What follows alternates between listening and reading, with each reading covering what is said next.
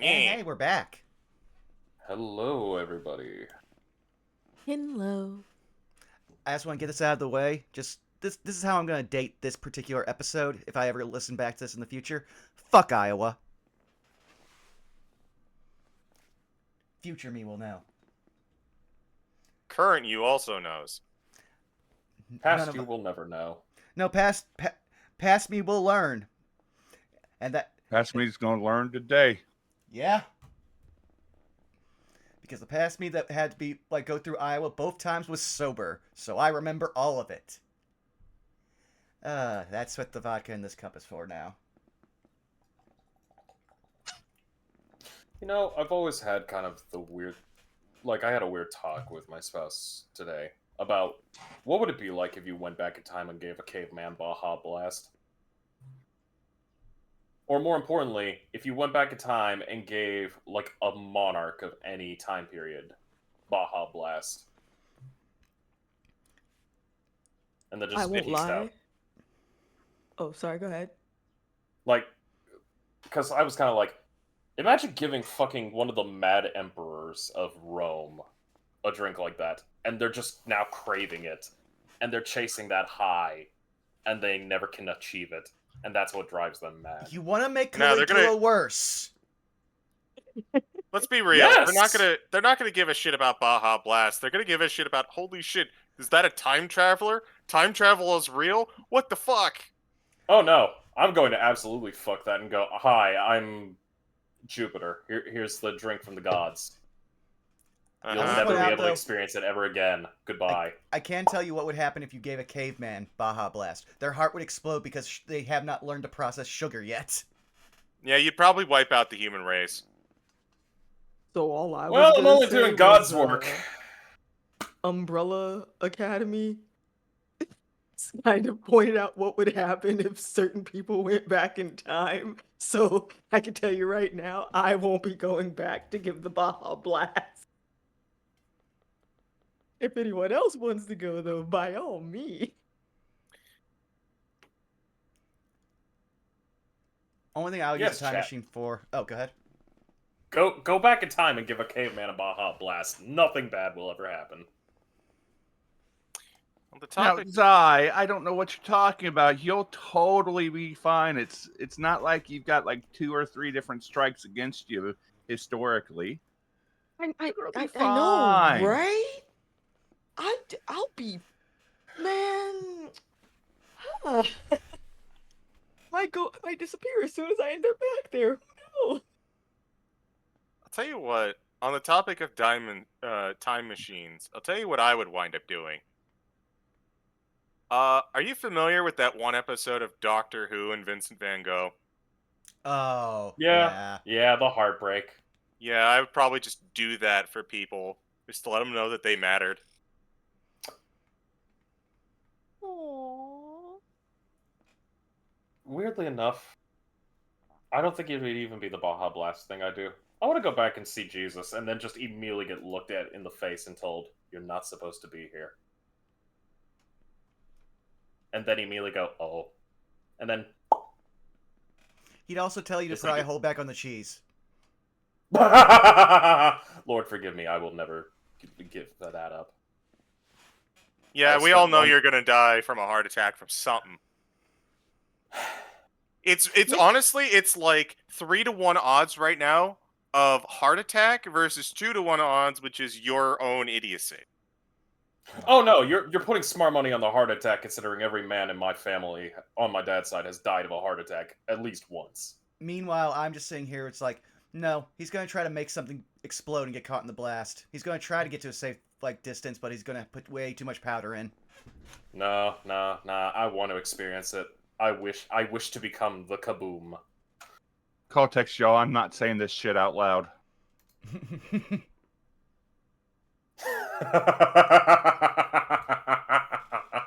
Okay, that's funny. That's it. Do we want to start going around the horn? I mean, we could. Who wants to start off?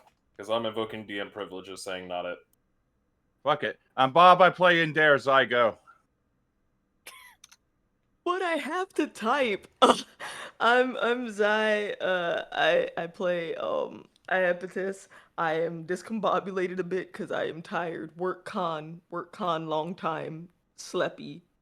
That go con tomorrow. See y'all next week. Wiley, you go. Hello, am I Skunkly? No, but Oh, they you're not can't hear sparkly. you. A They- little bit.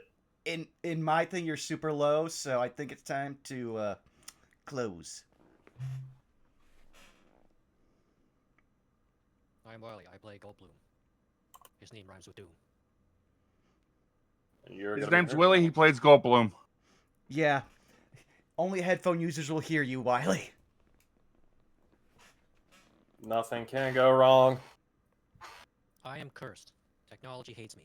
I literally did nothing wrong. He is cursed. Technology hates him. He literally did nothing wrong. This is the most interesting echo I've ever heard. But hey, CG, where can people not find you?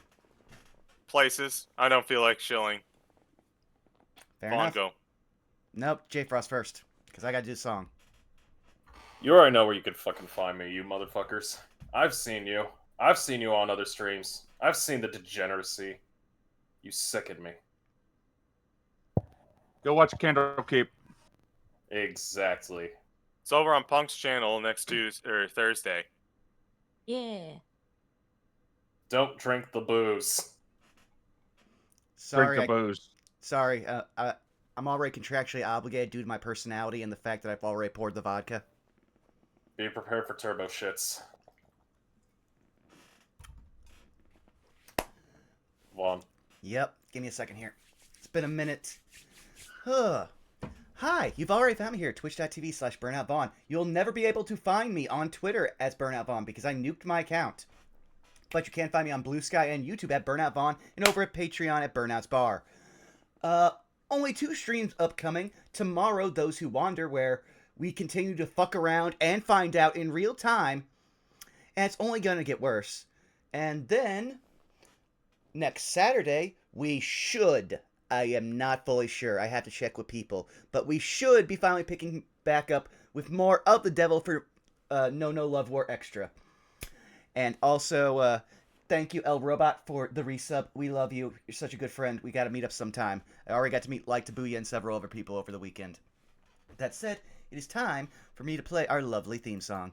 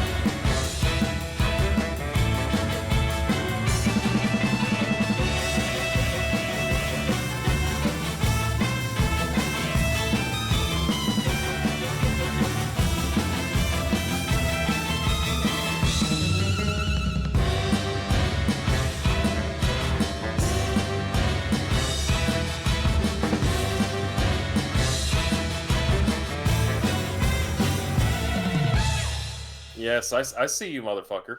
Put down the I see- cheese. No. You'll Fuck get double you. barrels. I don't care But if you fucking bring Uncle Iroh with a double barrel blicky. I ain't fucking putting the cheese down. At You will least, die not consuming more cheese. My last least- moments will be putting it in my mouth. at least have tea with the cheese. Cheese tea. But I say, what tea would complement cheese? And also, what cheese would complement a good tea? There's so many options. Oolong? Haven't had that, so I'll take your word for it. Just melt No, down it the sounds a little cheese, porky. put the cheese in the tea, and then drink it. And let's not forget, we also have cheese foam for like boba now. Wait, It's real. technically wouldn't fondue be considered a tea?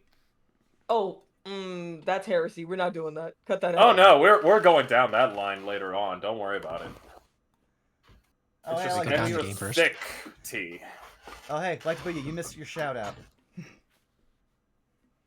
But Yeah. yeah, Damn, let's, boy, start this it. tea thick. yeah, this tea thicker than a bowl of oatmeal, thicker than Goldblum's ass. Take us away from the idea of cheese and tea mixed together into the realm of Strixhaven, please. All right, I'll play a little bit more upbeat music. Last time on Saved by the Spell, these chucklefucks managed to move their way through, come across Sweet, and beat that vampire boy's ass. He dead. In which case, I must say,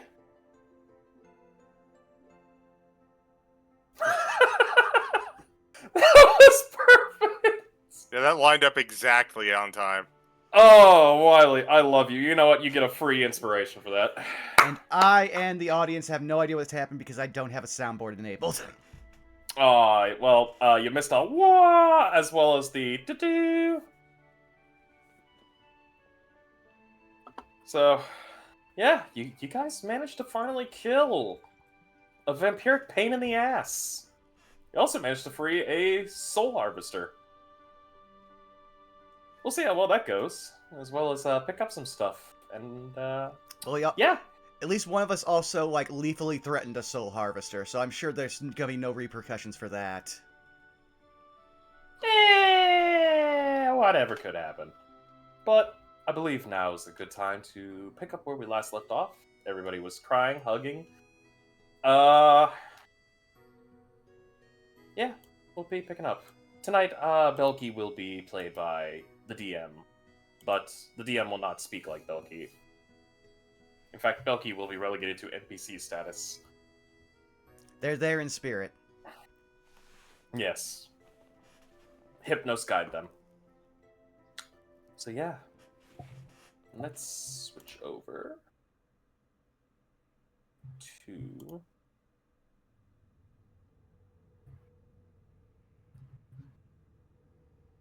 It's You fine. guys- Don't worry about it. Belky's uncle teleported her to him now that she has his stuff. Well, you still gotta get out of here. It's not that hard to navigate, though. But... Well, if we're still in our... I'm gonna have to adjust a lot of my sheet because I might have given myself back spells. Do... I will say this, though. You have all kind of cleared through the vast majority. In fact, whatever is left, I would not even worry about. Though, I would say... it just mind the gaps. I think it's safe to assume that you're all going to get the actual factual fuck out of Dodge. Yeah, we'll get a couple teachers down in here too to make sure, like, the two, like, really not good individuals are helped the best they can. Yeah, All that was the support. only other thing I could think of. Also, Daedalus is probably going to check with Perdix. Are you done debuffing? Perdix is kind of still working on something. In fact, you kind of actually link to Perdix. Seems like they're in the middle of a task already. Yeah, I know they were dealing with a firmware update, like at the start of this. Yeah, they're dealing with some issues at the moment. So they'll be like, if we can wait. Actually, I'll just say this: Daedalus collapses after fucking adrenaline wears off. If someone would pour a potion in my mouth so I could fix all of my ribs, I could wait an hour and get in touch with one of the teachers. Ow. His sister would probably take that greater healer potion and, like, Don't we just shove it down his gullet. But you know what? It's in character for you. Go ahead and do it. But that was a waste. I mean, Don't if worry he about sa- it. It's I was going gonna- max anyway, so I was gonna you're say, out of if he combat. said that, yeah, like, if he said that, like, Yeah, she's giving him the whole thing. all right, then I'm back to full health, and Daedalus is now on the floor, just like, healing potions don't let you regrow teeth. Good to know. do. But yeah, since you're saying we're probably gonna spend some time waiting, if we want to spend an hour so other people can just take a potion or use hit dice, then Daedalus can gas sending and at least get one staff member to come down here. When By the all harvester revived, was that to 1 HP? Just so I can make sure I'm tracking right. Yeah. It was basically bringing you back. Got you. Go on, just sip a potion. It wasn't really the Harvester's fault. He was just, it's hard to manipulate that aura when he's, still being bound. But now he's not. In fact, he kind of fucked off, and none of y'all know where that motherfucker has gone to. None of us care. You heal max. Wait. Yes, math for you will this. heal max because you are not in combat. So 16 Frost, plus 4. 20. Is there anything to sit on that's not like a burning coffin? I mean, there's a table, some chairs, not a whole, there's that ruined altar. And Dare walks over to the table, sits on it, starts digging into his bag, and he pulls out a big old bottle. What bottle are you pulling out? A bottle of water deep wine. Fair enough. You pull out the bottle.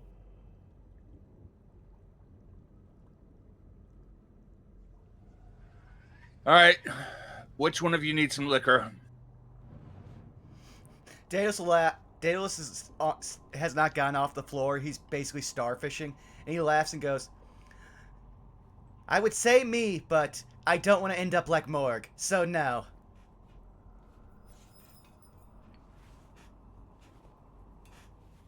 I will take a sip, but only a sip. I will take 1 liquor. Thought you were gonna say 1 lick.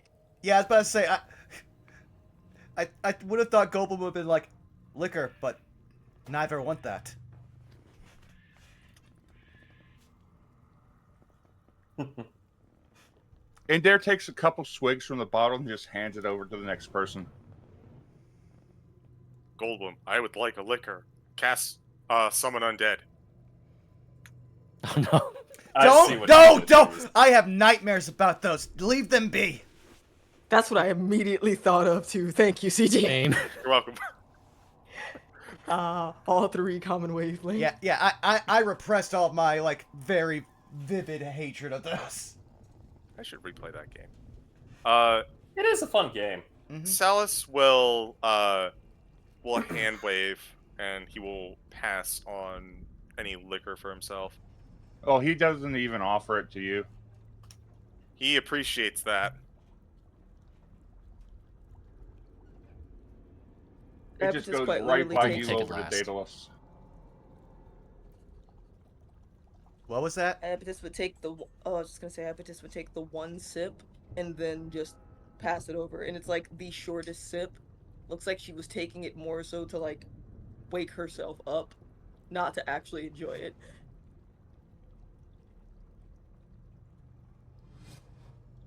So who's going down the rest of the bottle, Belky or Goldblum? Goldblum.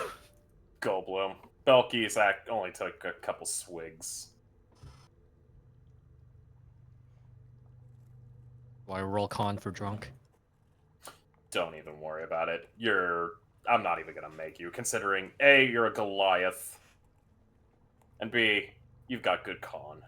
That also, you were raised around dwarves. If you didn't have, like, a strength for liquor. Oh. You would be dying. But yeah, you down the bottle, and you guys are pretty much chilling. Anyone fine with getting out of here? How close to an hour have we spent to have sent, like, a sending spell? Well, first I would need you to cast a sending spell and tell what you're sending. again, I'm asking, has an hour passed? Because I can only cast Sending if an hour has passed. I have to Arcane Recovery. I'll say yeah. Do we- It's definitely. Do a short rest. It's basically. Yeah. Yeah, I'll let you all take a short rest. So while certain people might be doing hit die or other stuff, give me a second here. I will compose it in my head, and then I have to step away because something's happening at my front door. So he will send it to Diane. We killed the vampires. We're in the Sedgemoor. Look for the owlbear. I'm not giving it back. I think that's enough to get her to come. You get Crazy? copy en route. Bear is ours. No. They think it is. Right. Daedalus has first level spells, and it's been a day. He earned that bear. He's Dean- keeping it. The dean did say they are taking it back. And Daedalus responded with, "You can try." But he didn't say that. He just gave He back the will. remote control. Yeah, we'll see. But He like will. I need to step away. They are now knocking harshly. I'll be back. Uh-oh. That bear is being taken back. There is no if and or buts. Mm. So, as we all take a rest from our situation,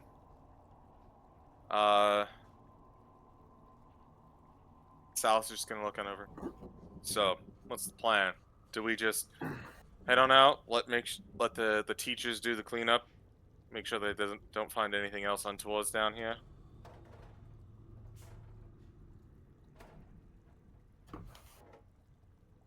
I guess that seems like the best approach.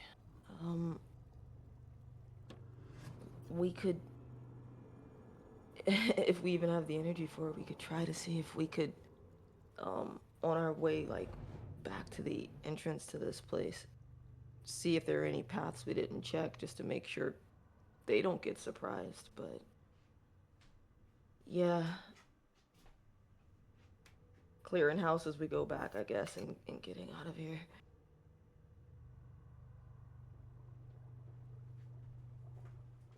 You good to walk? Yeah, between the heals from both this shakes, the bottle, this potion, and Goldblum, I should be okay. Man, whatever they want to call the space between life and death is very, very weird.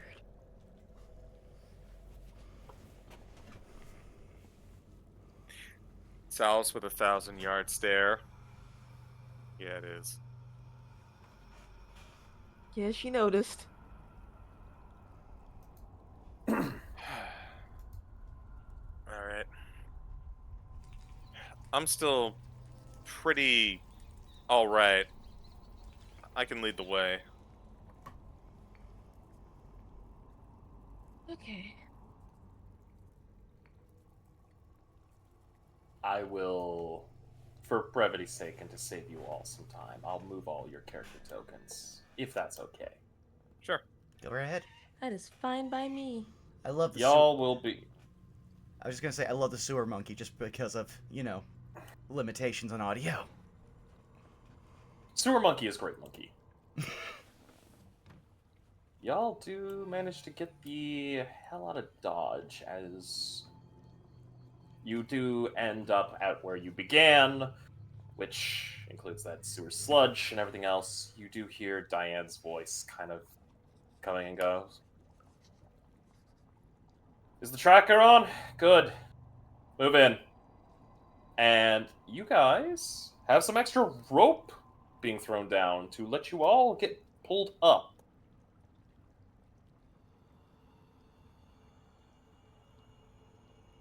I We'll assume we take gladly hop onto the rope. Yeah. As you are all being pulled up, you will see Diane. Not alone, actually. There is approximately 10 guys in black armor, black plate armor. Each of them with a kite shield and a sword. And the swords are all crackling with electricity. Mm. We got 2 civilians still down there. Looks like they've been broken mentally by vampires from feeding.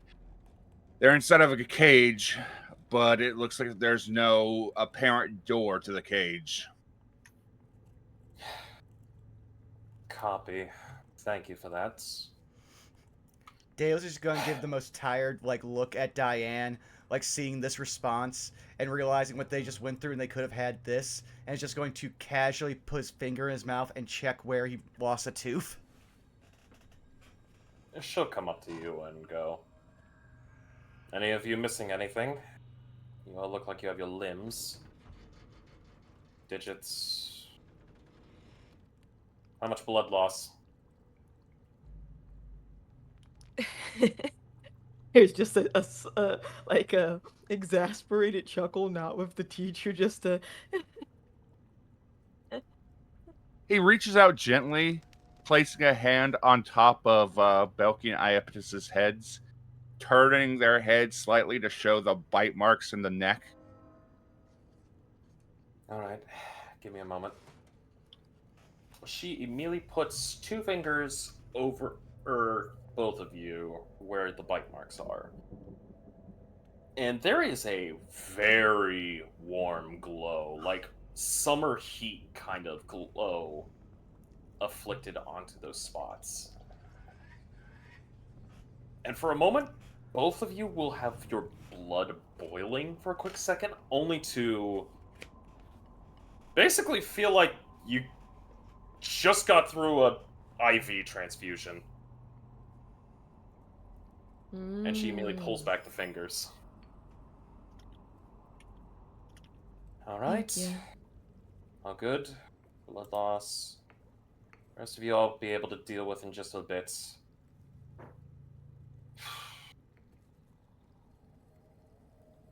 And she'll look to one of the knights and immediately goes, you, stay with them.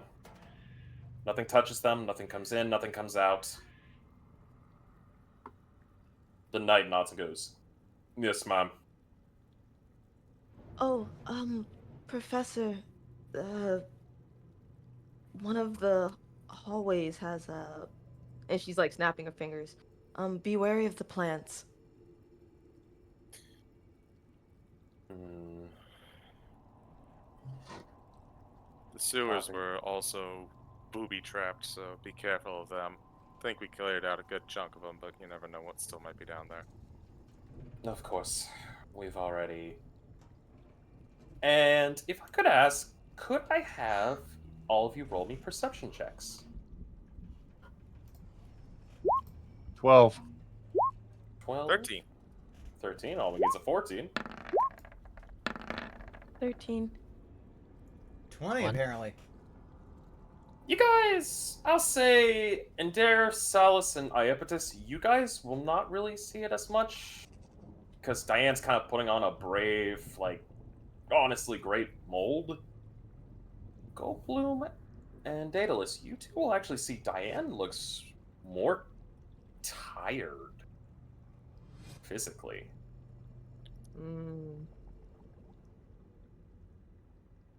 You, Oh, wait. I didn't see that. Never mind.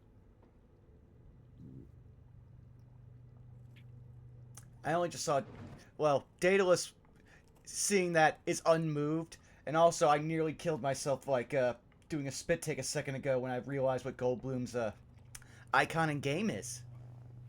Yeah, we had that fucking surprise the one day.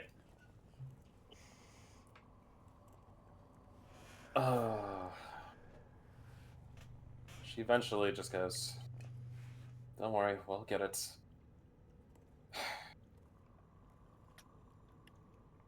Clean And slate there protocol. Ender will take out a piece of parchment. He will use his magical tinkering ability.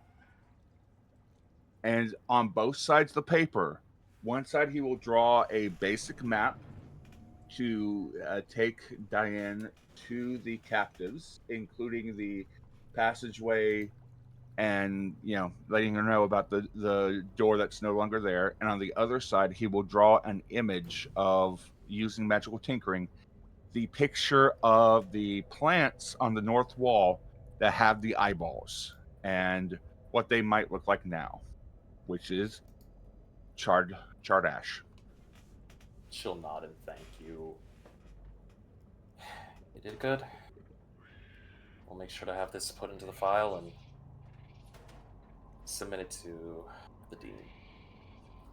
Right now, just rest up here. Sir Andros, you remember my words. Nothing comes in or out. Keep them safe. Of course, Mom. The rest of you, clean slate protocol. And you watch as they, one by one, jump down in, with Diane going in first. And the rest of these guys following suit. It takes, honestly, about 2 hours as you guys are resting. The one knight, Andros, as he's currently just... he's watching over you all like a sentinel. Not moving. Keeping sword planted firmly into the ground, holding it. Kite shield on his back. I would say, as soon as he takes up his position, Daedalus would just snap his fingers and have the other 3 Securitrons take the other 4 cardinal directions he's not covering. I mean, as long as I still have him. Man doesn't say a word, doesn't make an acknowledgement, just keeps watch. Eventually, 2 hours pass, and you watch his hand kind of goes up to his right side of his helmet. And he just immediately heaves the blade out of the ground. As eventually, out of the 9 knights that jump down with Diane, 4 come up, carrying the 2 clearly mentally broken individuals. And eventually, the other remaining 5 knights, as well as Diane. And each of these knights seemingly are carrying a crate. With Diane carrying what appears to be a glass orb. Daedalus will comment as Diane and the knights come out as they have their crates. He's just go, "Did you find more knockoff staffs?" I believe these were the only ones down there. No, we've got a bag of holding full of them.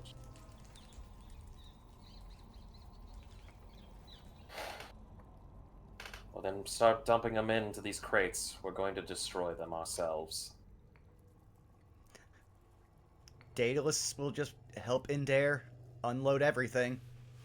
He's just happy he doesn't have to do it himself at this point. You'll dump them all. Diane will immediately look down the hole and goes, "Alright, it's done. Everybody get back." And she'll immediately turn to look at you all and go, "I'd say about 100 feet back. Safety's sake." Well, you heard the lady. Doesn't even hesitate, starts moving in the direction that is necessary. Follow suit. Alright. You all begin to make way as Diana is going to immediately cast a spell. And as this casting is taking place, she slams the staff of her spear down into the earth. There is a rumbling. You guys all feel the very earth beneath you shaking for about, I'd say, a minute. And then, with a blinding white light beaming out of that manhole, out of that grate, it dies down, and she immediately looks back and begins walking. Entire place has been purged. Nothing left.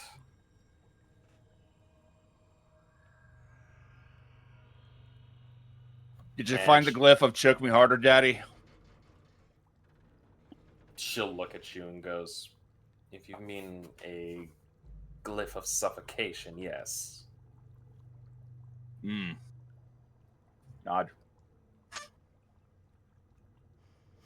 She'll immediately take a seat, actually, as she looks up and goes,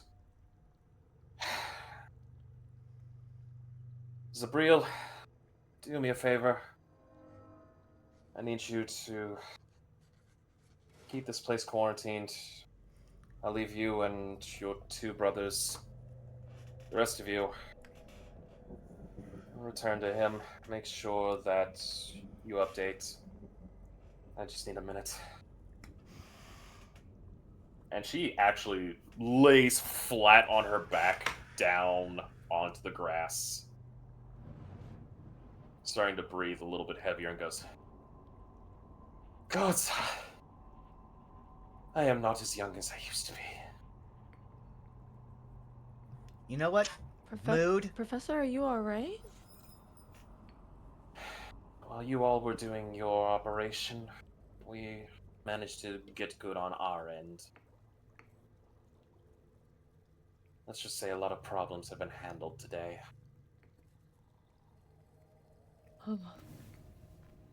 Adair puts a bottle of Waterdeep wine next to Diane. Good kitty. And she immediately takes it, pops it, and downs the entire thing. Indare now has extra credit on his exam. You'll be happy to know that currently things are looking quite nice. You all will be sequestered. I will say this. We'll have need a full detailed report, but I'm not going to bring it to you now. If I'm being Give it about honest, if I'm being 2 honest, days. if I'm being honest, once Perdix at this point he just flashes in case Diane didn't like pick up on the fact that he's got one of the scarabs. In about 2 days, I can just download all of my memories into Naylock. That should help with the debriefing. Naylock's gonna be a little bit busy right now. Of course he is. She looks at the scarab and goes, buffering? Yeah. That's because he blew his entire magical arsenal. On what? That was my question. She gets up and goes, 2 days from now, we'll inform you. For right now, we just need a break. And luckily, we've managed to secure the biggest break of all. I'm pretty sure we just cleared the entirety of our problem here on campus. Fair enough, Professor.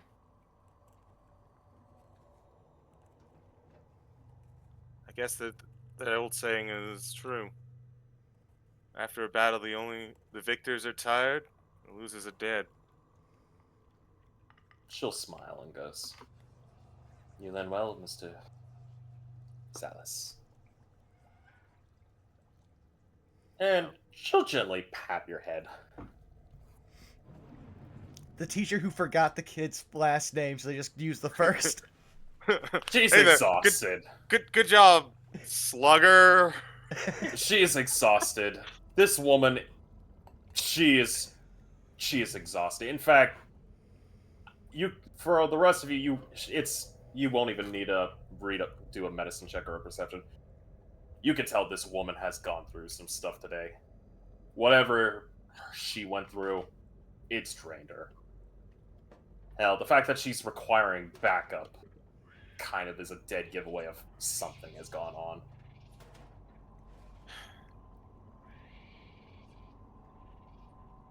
Okay.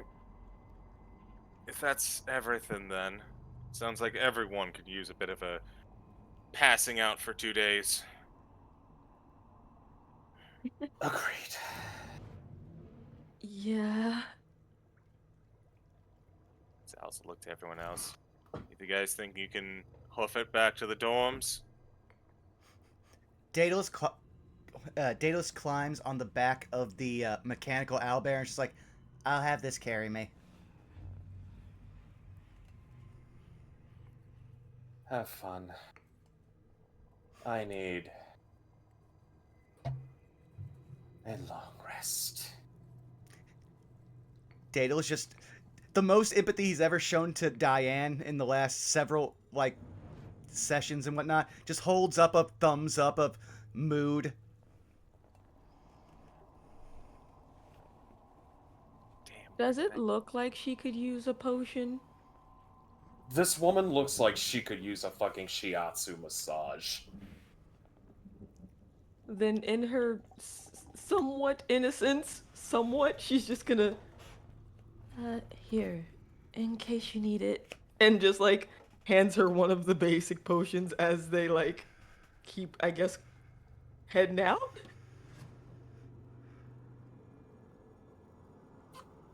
All right. You Whoa. all- You good?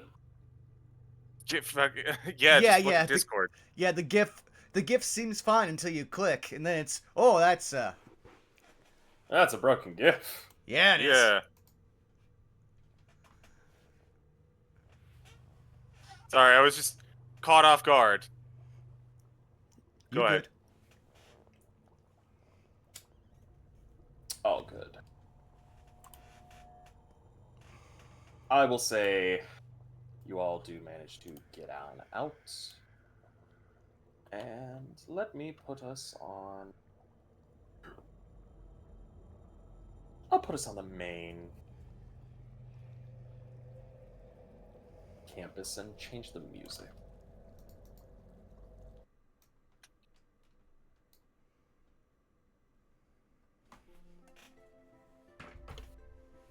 Just for safety and brevity's sake, the rest of the day is just a relaxation. You guys just get a long rest. There is nothing. Hell, you are actually even taken a look at by some of the teachers and the staff, the medical staff, and they kind of write a excuse for you all to basically be given some time off. Just due to the fact that, from what they've been told by some higher members of the academia staff, you all have performed a great service and duty to the school.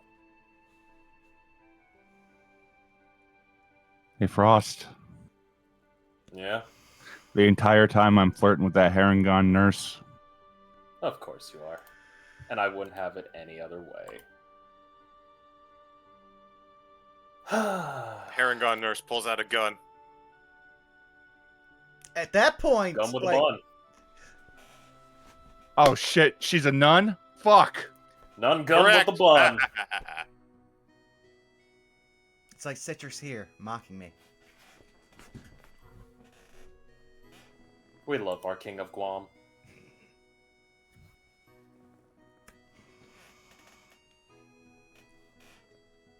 But, to be very blunt, for the next few days, you guys have gotten a nice long rest. You recover all your spent resources. food is taken care of. You guys are given some nice little treats due to the cafeteria staff sending some nice little meal packages each and every one of your way. Just because, you know, hey, you did something nice. We don't know what it is. We're not going to inquire too deeply. We were just told. Send something nice. Which, honestly, yay.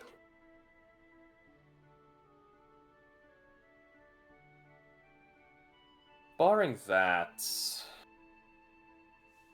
I will say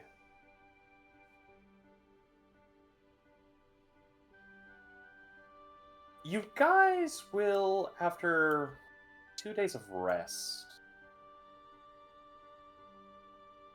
you all will get 2 messages. The first message is a request of summons by Diane for a debriefing, so to speak.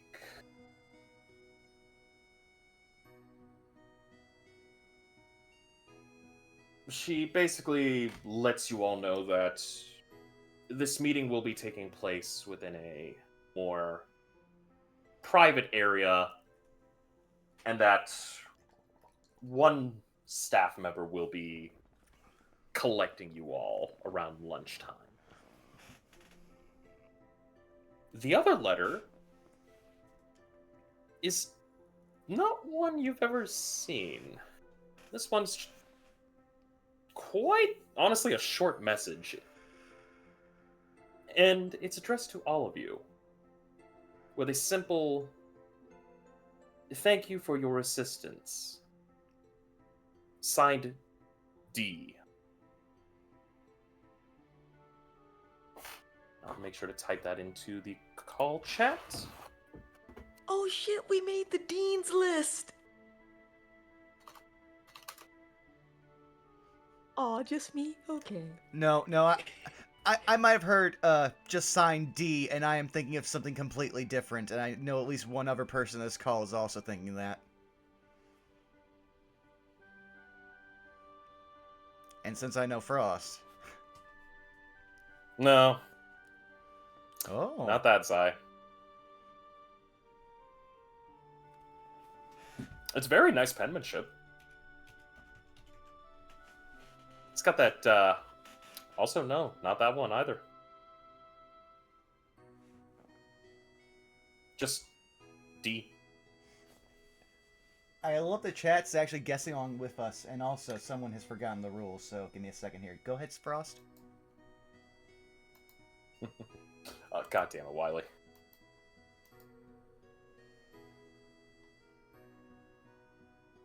By all means.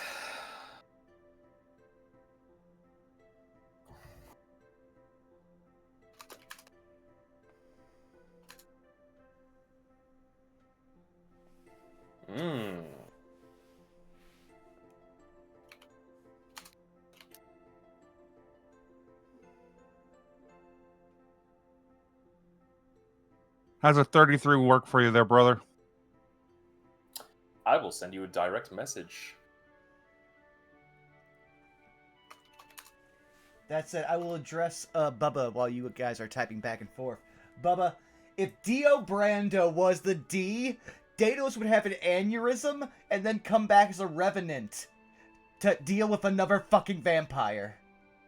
And probably lose. Yeah, no. I mean- well, is it Battle Tendencies? No, not Battle Tendencies. What's Series 1? I'm trying to remember here. That's, no, Battle Tendencies is 2, Mhm. Phantom Blood is the first. Yeah, if it's Phantom Blood Dio, we have a chance. If it is Stardust Crusade Dio, we're all fucked.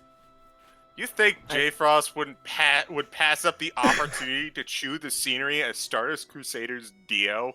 Of course we'd be fighting that one. I mean, we had to talk about how the fact that we have Chronomancy at our fingers breaks us in most settings, CG. Yeah.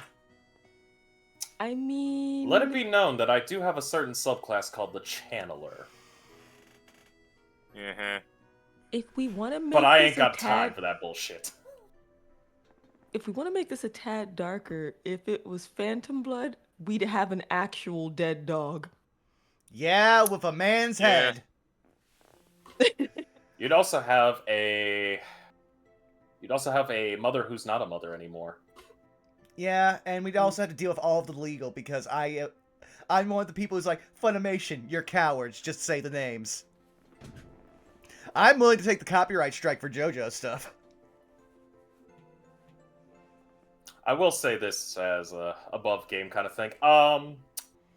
Part 2 is still the best part in my personal opinion. However, I will also say Part 5 is warm in my heart.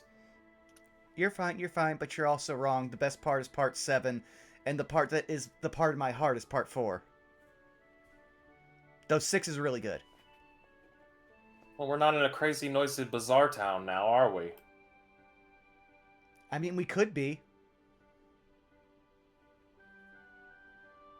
This has been your bi-weekly session of D&D where we talk about JoJo's for 5 minutes.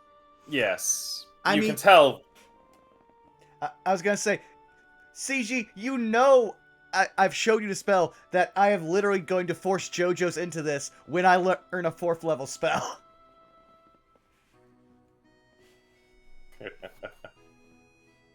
But I will say this. You guys are gathered up at lunchtime.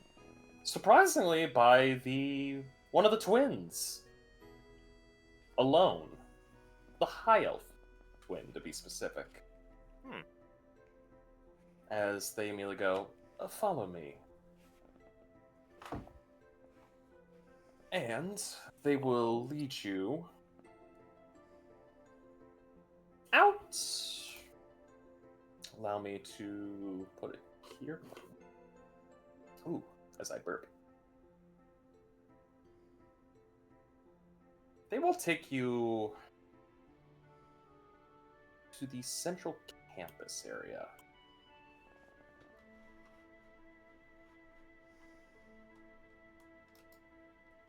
And they'll look to all of you and go, if you could please follow me into the biblioplex. As they immediately walk through and go up to the front desk.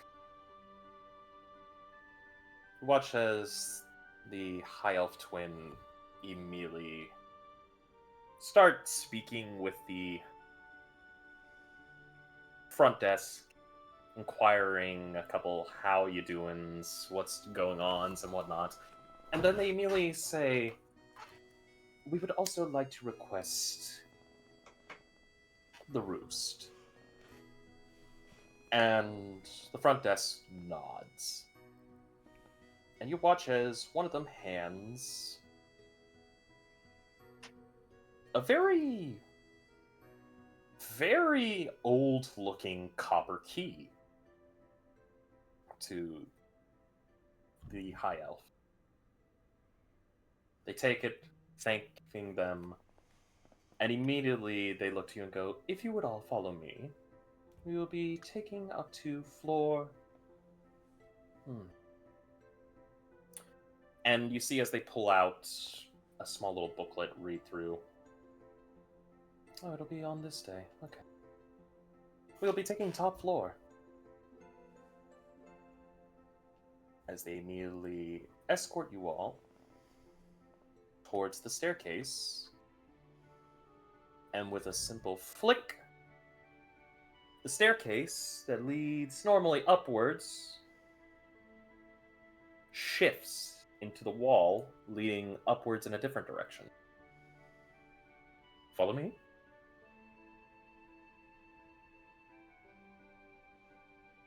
And they proceed No to walk reason not to forward. follow. I will say Daedalus at that point will use an innate, detect magic to try to figure out how you move stairs. What magic type is that? Seemingly kind of a combination of transmutation and conjuration. He will nod sagely and follow the stairs. You all will will be brought forward. It only takes a few minutes. Feels like maybe 5 minutes, but you guys are actually brought to a very, very tall part of the Biblioplex. It's not like the invisible skyrise tower you guys went up through to get to the dean's office, but there is it appears to be almost like an attic room. And eventually, your professor inserts the copper key into a locked door, opening it up. And you guys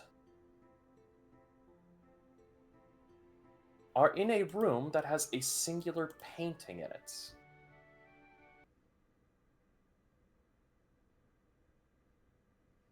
The painting is that of what appears to be a majestic field somewhere within a wooded area, and there is a wizard's tower kind of just planted into the portrait. They immediately look to you all and go, "Feel free to please step forward. Mind your step. We don't want you to trip in." As they shut the door behind you all and lock it once more.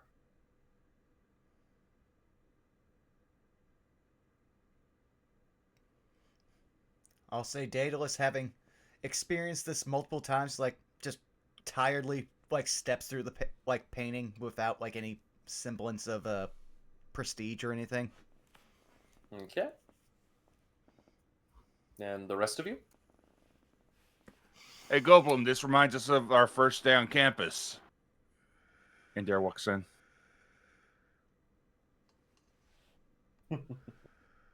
Follows If only the suit. player had that good memory. And Dare tricked you into walking into one of the paintings in the Hall of the Founders. You 3-point, yes. yeah, you 3-point, like, you 3-point stance jumped into one and got thrown out by a giant. Yeah. First day one. Yeah, Yep. that was day one. That was day one. That was during orientation. Yeah, that's Mhm. actually recorded. People can watch that back. You all will make your way in, and much like the scenery from the painting, you guys are within a beautiful, beautiful forested area. It is honestly peaceful. The wind blows gently. There's a smell of just peak nature, fresh foliage, and eventually, as you guys kind of traverse this little pathway, there is a grand wizard's tower that happens to be just standing right before you. It seems like, from an estimation, if you were to look at it, it's probably around 3 stories high. It's not massive. It's decent height. Probably has enough rooms in it.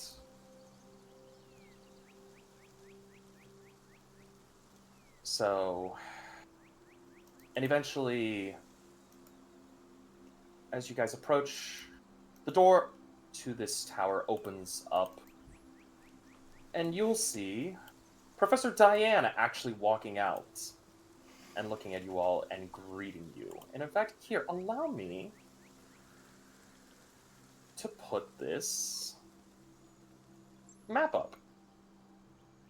Oh. Oh. Let me just roll this down. Oh, boy. I now actually wish I had sound effects on because I wish we had a Knuckles. Oh no! Can you all see the map? Yes, but unfortunately it cuts off a lot inside, so we're gonna need to stay in a certain amount of area. At least for stream. Understandable. Basically, we have 90% of it. It's that last corner on. If I have ping, Don't even worry about it. then we're So great. long as you could say the main parts. And besides, you won't even have to worry about that. That's more of like a storage area. Again, I know it's things outside of your control. It's just, it's something to think about. But let's keep going. Oh, good. Diane will actually look at you all and kind of go, "Oh, good to see you're all doing all right. How are you all holding up?"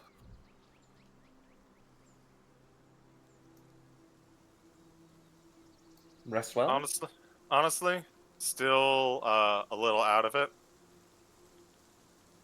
She'll politely nod and smile to you, Salas, and go, "I completely understand, Mr. Creed. We're all a little out of it. I still haven't fully..." And she kind of stretches her arms out, regain full motor function. That I'll- sounds really bad. Well, venoms tend to do that. But that's enough on me. Here, follow me. Please, make yourselves at home. There's plenty of food in the pantries, and of course, tea is already on the kettle. As she immediately walks back into the tower, and she will start walking up the steps and disappear.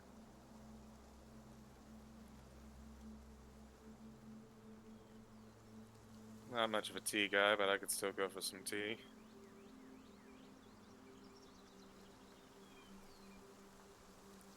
We'll probably look for like a little pastry or something based on what's out. She doesn't feel it appropriate to start raiding cupboards, but whatever course. pastries are out, grab something a little sweet and a tea to go with it.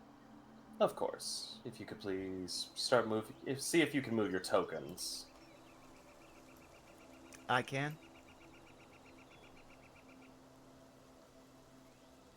Right. You all make your way into the tower. I will say this. Saus, you're the first one in.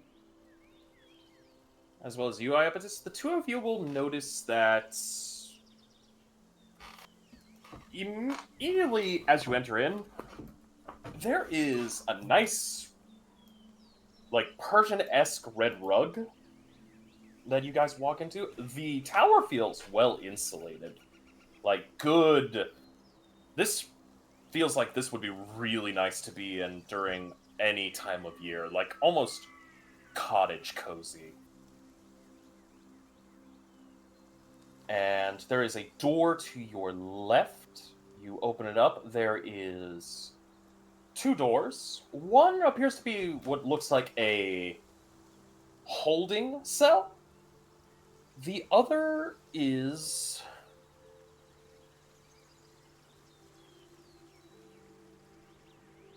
one that opens up to this nice little foyer, nice little dining lounge room area, where there's a table, some chairs, couch, a roaring fireplace. There's already a kettle on the fireplace. The smell of tea is quite strong. There's some snacks, some pastries, a bit of what appears to be some, like, meat platter, some cheese, probably a charcuterie board. The next door down leads to, right over here, leads to this very spacious little master bedroom. You can only assume it's got its own bookshelf, a nice desk, reading material, some workings, a king-size bed, and this really, really nice, almost blonde-ish bare throw rug. And there's a door that leads to a spiraling set of stairs that lead further up.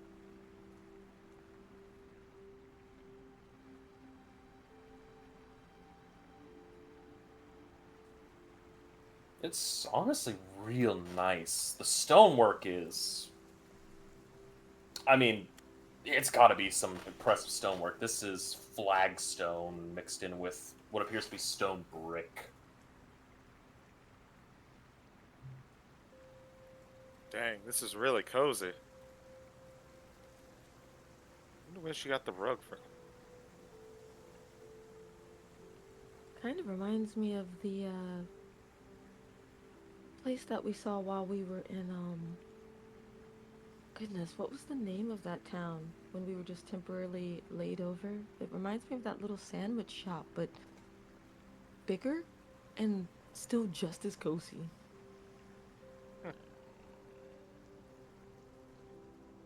Guess I could see it. Love to have a place like this someday. I feel like the idea of cozy has been so foreign to me. And he's gonna walk around and he's going to plop himself on a couch.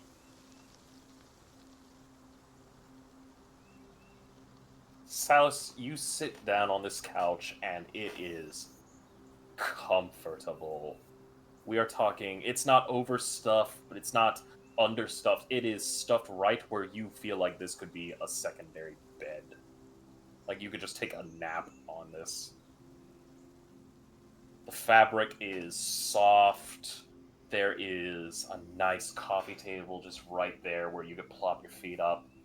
Plenty of reading material from the bookshelves.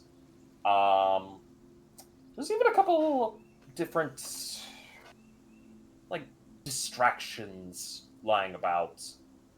Some playing cards, some dice. What appears to be like a chessboard, just laying over off to the side.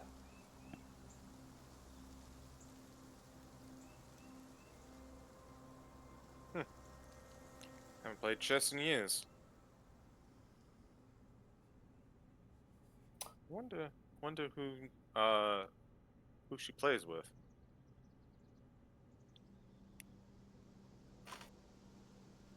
There's eventually a little bit of some footsteps coming down, and eventually you will see Diane once more making a return back down. And she goes, I had to let them know that you all are here. Where is everybody else? Are they shy? They might be perusing around outside. It is a very serene place. It's probably kind of a juxtaposition, I guess, so to speak, after last few weeks. Wouldn't be surprised if they're taking it in. Fair enough. It doesn't hurt to always have a little bit of a patrols around, but I can assure you this is probably one of the most safest places around.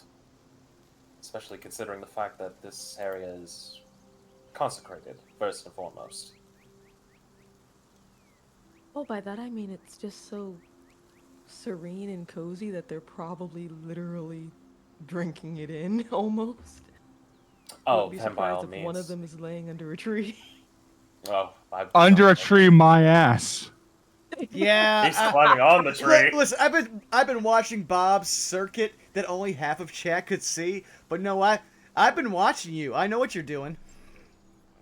You enjoying the tree? She'll immediately nod and she'll kind of let you be, Iaptis. And she'll immediately point back and go, if you want, there's a couple books in there that you can read. They're quite nice. And she'll look over to you, Salus, and go, anything catch your fancy, Mr. Creed?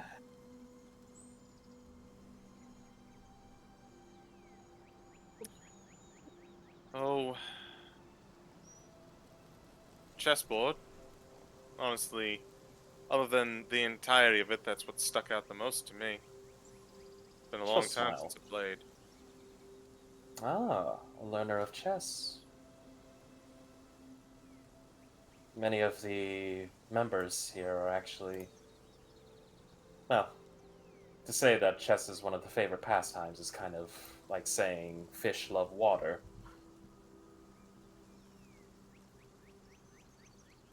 You'll have to play against a few members, especially some of the big ones. And she'll immediately kind of just put a hand on your shoulder and goes, "You might learn a thing or two. I know I have." Salas chuckles a little bit. Well, maybe, but I'm a bit too much of an amateur. I played with my pops, but he was always way better than I was. And more about the memory of playing than the love of the sport, I suppose. She'll smile. Understandable. We all begin at step one. And eventually Diane kind of makes her way outside to see where the rest of these chuckles and fuckeries are about. Can we have at least a time of scene for us to establish why we're all out here and why we've been doing Oh what yes, we're doing? by all means. By all means. Well, given the current state of where Diane's coming, before she comes out, Daedalus literally walked up, saw Salus and Iapetus go in, but also then waited to go in last and saw Indare. Well, actually, no, is it Alfira or Indare? We need to know for the day. Today it is Afira. Ah, so he watched. Ooh. So he watched Afira break off. Took a second to realize why they were doing it. Figured it out. Sat down on this rock, and just waited for them to finish their circuit. At which point they would just not even looking up into the trees go. So everything's secure. As far as I can see, Okay. she is. You will notice that she is much, much smaller than she normally is in terms of height and muscle mass. And she is currently at the top of a tree. At the very, very top of a tree. If I'm gonna be fair, from what we know about these portals, we should be fine. Do you want to come down here so we can talk without me shouting? I'm not role-playing shouting right now. Because I don't know how tall that tree is. It's approximately. It's like a nice willow-sized tree, probably around like 20-25 feet high. Okay, so I'm big voicing it. Okay. But yeah, do you just want to come down? Also, I think Goldblum's taking a nap.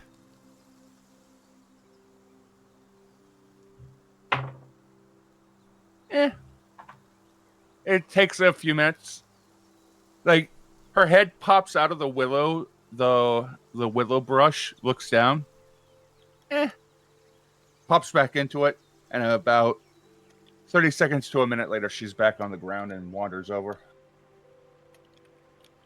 I will say, for the two of you, the scenery is not bad. Off to the distance, there is an entire like field of wheat. Like this is like there's forestry around, but there's like also what appears to be farmland.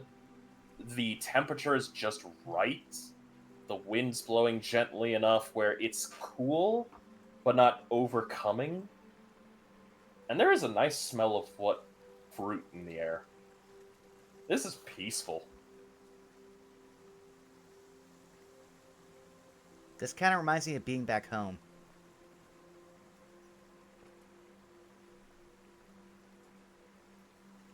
Oh? Yeah, no. We live in a valley. Again, when you do business with dwarves, they find you nice places to stay because, well, you help them mine. So, we lived in a nice little valley. 2 mountains on our side. Not too much wind. It was nice. That Makes said, sense. that said, we're gonna talk about the things that you took from the altar. But again, as long as we do it together, I'm fine with it.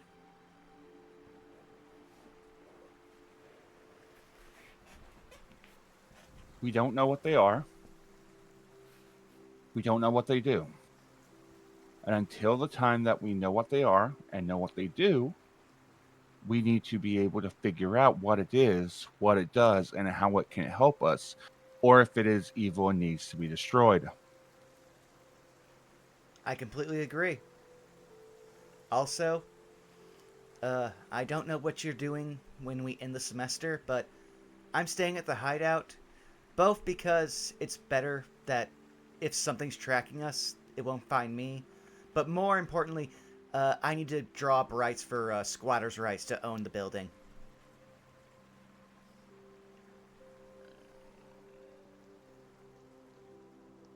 The hell are squatters' rights? Well, you see, and then we can transfer over scenes. Meanwhile, hey Goldblum, what you doing underneath that tree, buddy? Trying to forget that feeling of wrath Well, I'd say roll and me. bloodthirst.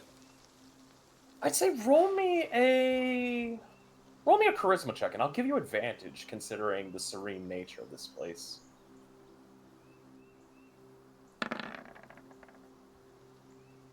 Oh, 18. Easy enough. That rage is quite subsided here. It's peaceful. There's birds chirping, the leaves are blowing. Hell, just laying underneath this tree alone is like giving you enough of a peaceful vibe.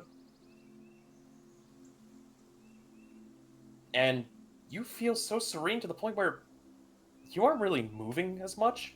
And already you've got like a chipmunk kind of just like already on your shoulder, kind of just checking you out. Do I have pretty birds on my shoulder? You have a chipmunk. No birds yet.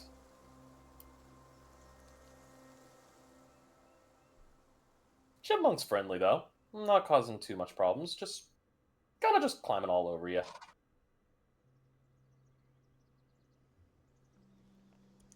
I would ask, considering Daedalus considers like Goldblum like his best friend, could I insight to like know if he's dealing with something? I'll be honest with you, there's not even a check needed. It's just a chipmunk. No, it was more of It- just like because he moved over to Oh, the tree. Yeah. internal strife. That's up to Goldblum. Yeah. I cannot make Go for that it. decision. Okay. Do. And Daedalus is definitely not good on insight, so probably not. Yeah, it's a 7. Daedalus did not pick up on your entire internal strife, despite considering you his best friend. I'm gonna have to play into that now. Yeah, honestly, Goldblum looks serene. Life is nice. It's peaceful here. And eventually, the door opens up as Diane comes out and goes, "Oh, there you all are. Well, come on in. There's already 2 of you here." And, well, she kind of looks over to you, Goldblum, and goes, "Ah." She nods. And walks back in.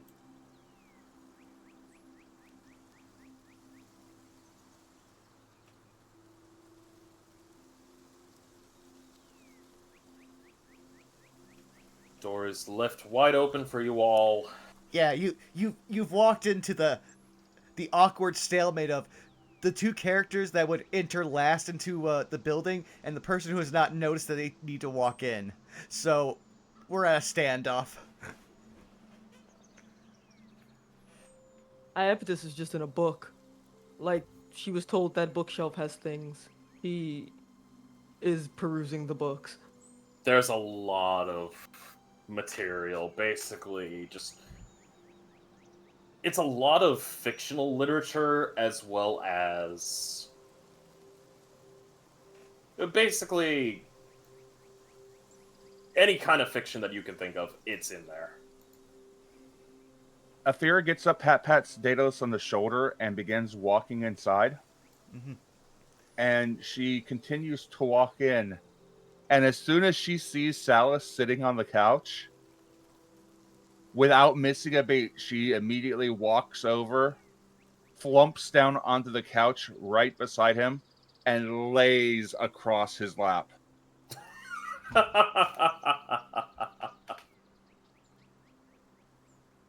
Salus, you getting the cuddle, buddy.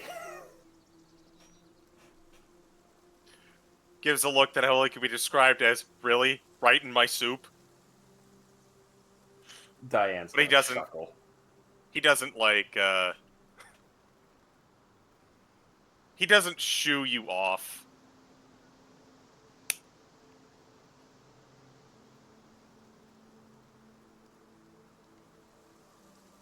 I'll say Daedalus, like, seeing that Goldblum's in a meditative stance, kind of similar to how some of the people in his family trance. He's gonna walk over, see if his presence is not noticed, and if not, he's just going to place a gentle hand on his knee to try to wake him. Goblin. Yeah. They want the rest of us in, but I will say, Daedalus has had kind of a very muted emotion for most of this, but seeing Goldblum having centered and healed himself emotionally, Daedalus will smile up at him and be like, "We need to go in." All right then, let's go. Does the chipmunk stay with me? Chipmunk stays with Or you. squirrel, whatever. It has taken an interest in you. You are tall, like a tree. It thinks of you as meaty stone tree.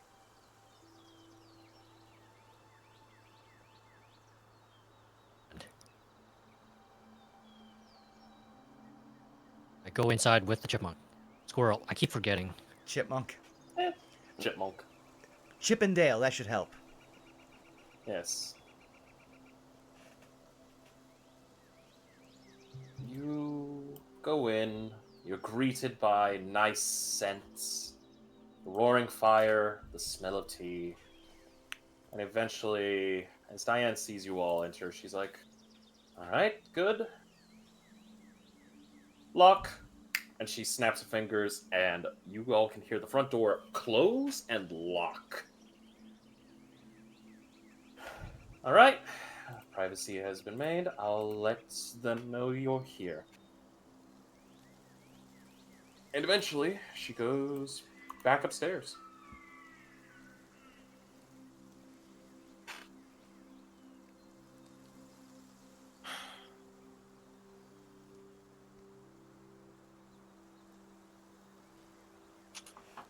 Man, I hope this is going to be a lot less tense than it was last time. Certainly seems like we're in a much more comfortable environment. Looking down at Athera.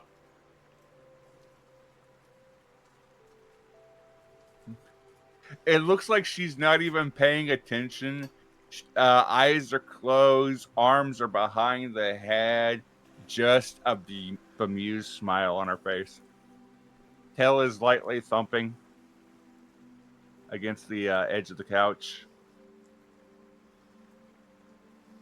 If he had pupils, Salus would roll his eyes, but with a smirk on his face, it's like, oh, that Athera.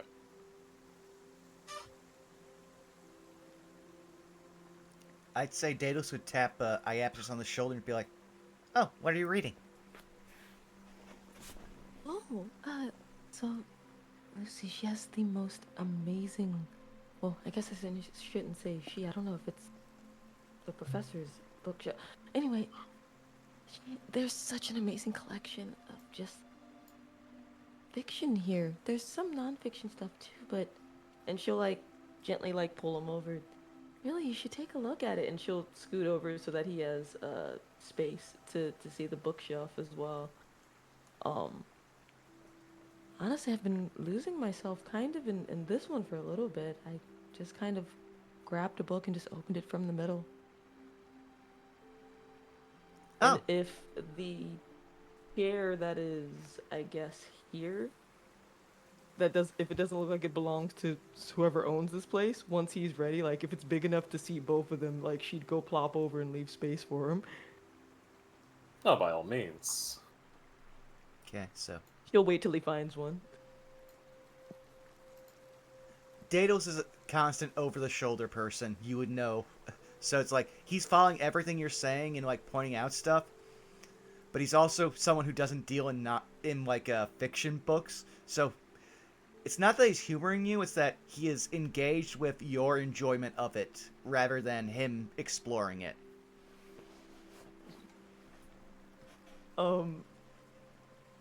If she notice, she'll probably like hand him this other book. I did see this, and it's like nomenclature of like certain words, and like prefixes and such, in regards to things that she knows he might be interested in. I did see this, and just like hands it to him. He will take that and start opening it up, but you know Daedalus is a multitasker, so he's very happy you thought of him and gave him a book, but he's also like giving you the go on hand of keep telling him about what the story is and why you're enjoying it. Aww. So, uh, like she will immediately just like, oh, so it seems like these particular, I guess characters or something like ended up walking into a closet, kind of like how we walked into the picture and just somehow ended up somewhere else. And like she's just going off talking about it. Um, and Yes, the epics of Zarnia.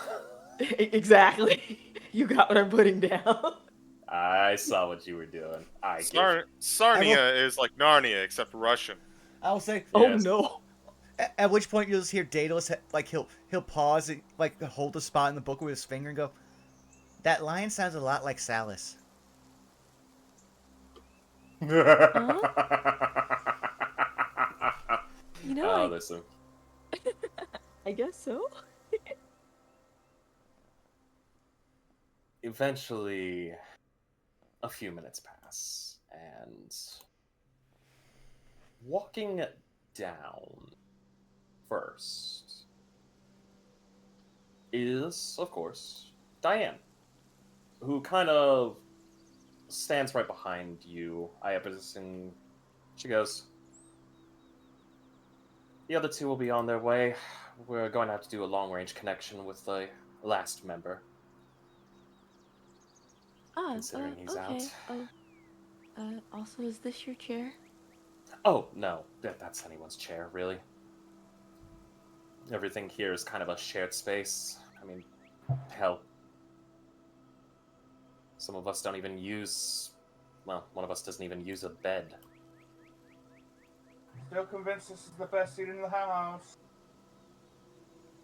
Could you repeat Looks that? over. Still convinced this is the best seat in the house. Looks over at Afira. Slight Um. eyebrow raise, but smiles. There is comedical humor being unleashed. Eventually, two more people come down. One of them, off the bat you will recognize, as a certain robot.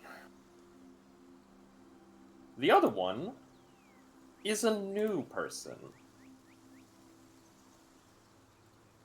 A woman with bright red hair. Wearing what appears to be a green robe. Green and gold. She looks to Diane and goes, "Is this everyone?" Technically, there's one more, but we'll get more information out of them later. They're probably asleep, knowing them. Miss Karst. The redhead nods and goes, "Of course. We'll make sure that everything's gathered up."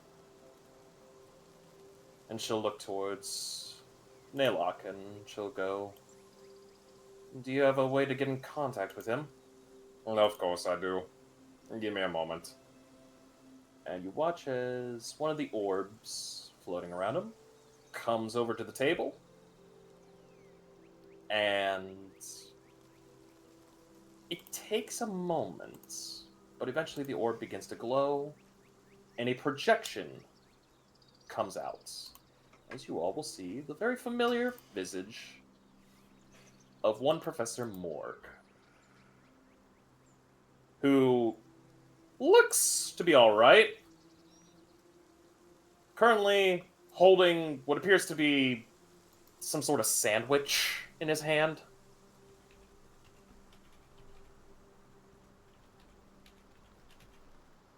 "Hello? Is this working? Can't tell if this is working." "It's working." "Well, sometimes it doesn't work. Sometimes it only gets fucking, you know, audio, not visual." "Oh, well, excuse me. I'm sorry, I can't be a better illusionist." "Yes, oh, bite me, metal boy." Alright, are we all here? Yes. Ben, you have the floor. It's all yours. Alright, first and foremost, thank you all for coming. This is, of course, a bit of a impromptu, but we felt that it would be best to conduct this debriefing here in this location specifically. Especially considering the fact that this is one of the most secure spots quite on the material plane. Everything should be good. No form of scrying can be used. No other forms of detection. So you'll be safe. Students, I would also like to introduce you to an old colleague of ours. Her name is Miranda. She's a compatriot from long ago, and honestly one of the best sorceresses known in existence. And you'll see this woman bow her head quite elegantly to each of you and goes, "A pleasure to make your acquaintances, children." Will bow as well from the somewhat seated position. Likewise.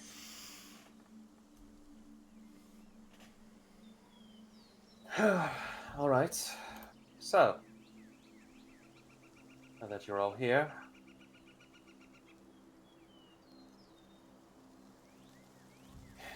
let's get started, shall we?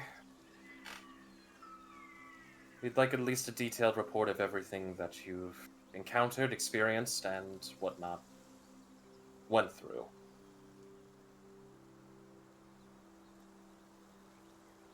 Who wants to lead off? Don't I would skip say- on any details. I would say for Daedalus, he would just go, "Naylock, can I borrow a scarab?" He'll kind of just walk on over. He'll tap on Perdix and have Perdix detach, and hand Perdix off to you as a detached. Okay. They're still debuffering, but at least now they can transmit memories. So he will do what we've done before, as in the bottom legs will go into Daedalus' hands and the top legs will go into Naylock's hands, which I'm not sure how that works considering Daedalus has flesh and Naylock doesn't.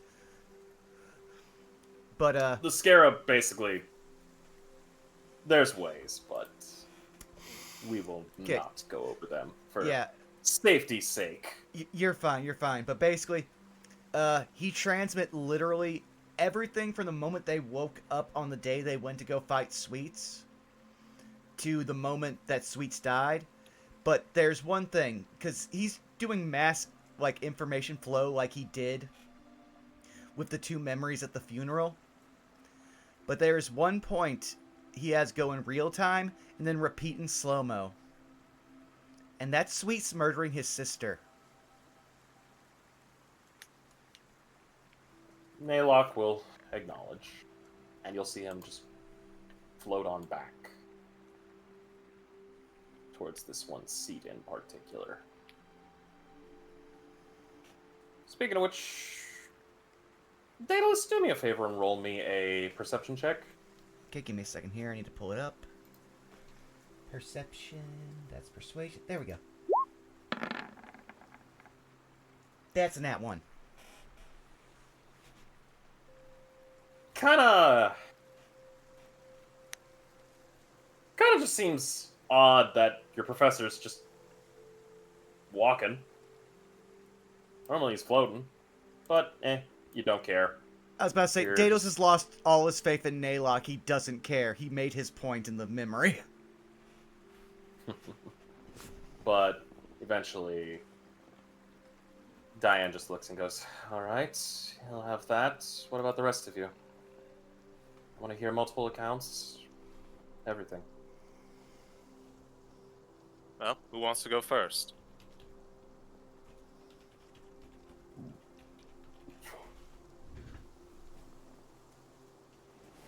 All right then. I believe you Afira volunteered. is currently digging in her bag, and she pulls out a sandwich. Glances at Morg, gives a bit of a nod as though to say, "That's a good ass idea," and she just starts munching while in Salus's lap, even going as far as offering him the other side, like Lady and the Tramp and the spaghetti. Not even meaning your gaze brushes off crumbs from his lap. So we were in the cavern. Mm-hmm.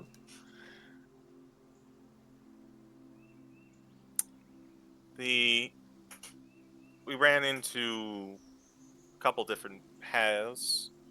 The first one that we found was host to one spawn that appeared to be squatting, a couple of undead skeletons as their thralls. Are apparently guarding the way further in. Said way was full of booby traps, which we were able to navigate safely. And as we did, we made our way to what appeared to be a substantial pit of some sort, where they had a gelatinous ooze-like creature, which we dispatched of as well. Though nearby was the place that the two that we saved, that's where they were being kept, the holding cells, along with a trap in the form of a mimic and a hellhound to keep guard. Diane will nod. Makes sense on the Infernal.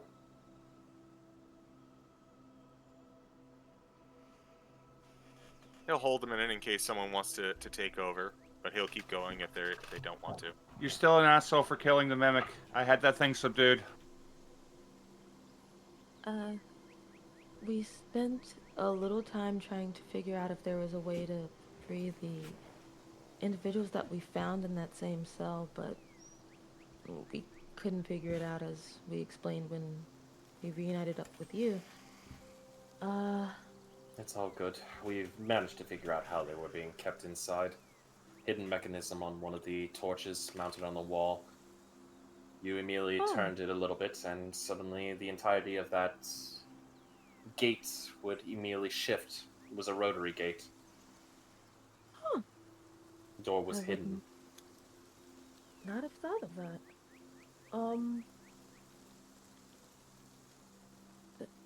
Shortly after that, since we didn't have to worry about the large slime-esque creature that we encountered earlier, that I guess was being used to dispose of bodies, maybe? We made our way back, I guess, north, through the sewers, encountered the plants that we mentioned to you.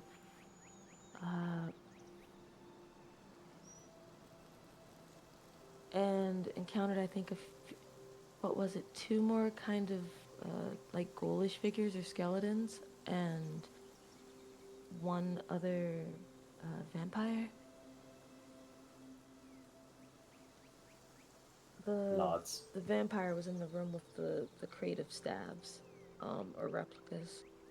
It seems like there was something on the wall back there. I think someone might have noticed what had potentially been maybe part of a glyph. Someone thought it might have been for teleportation at some point, but we couldn't quite figure it out.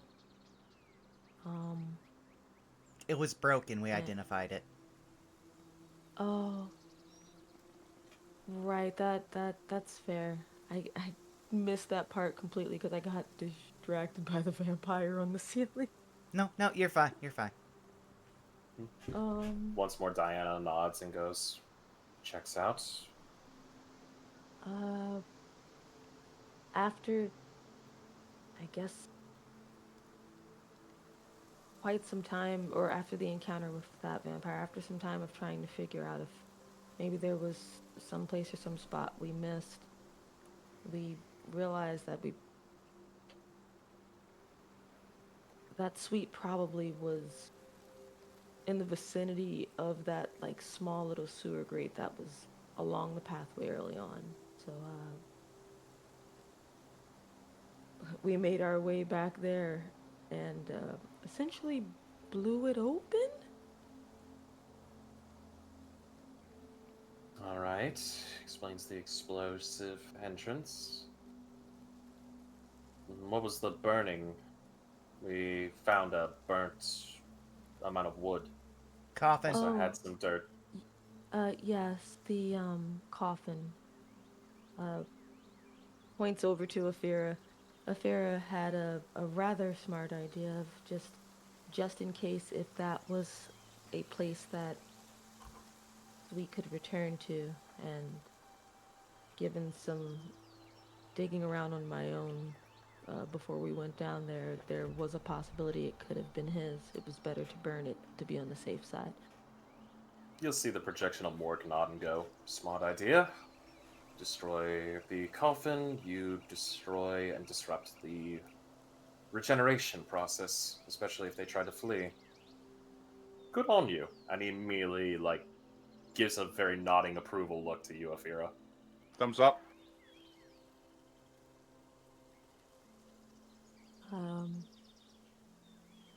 If anyone else wants to jump in, feel free.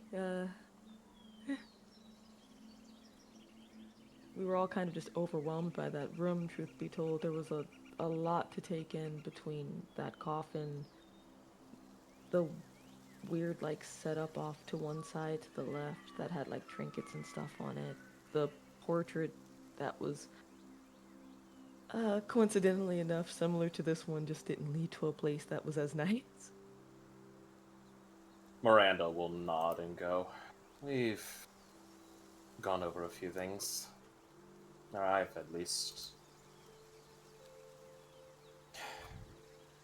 So basically, with the at this point we had acquired about 70 of the makeshift, broken, and modified staves. We had found what looks like some kind of a teleportation circle. We had found the portrait. The portrait was the location of of his lair. We went into the portal, and that's when we began.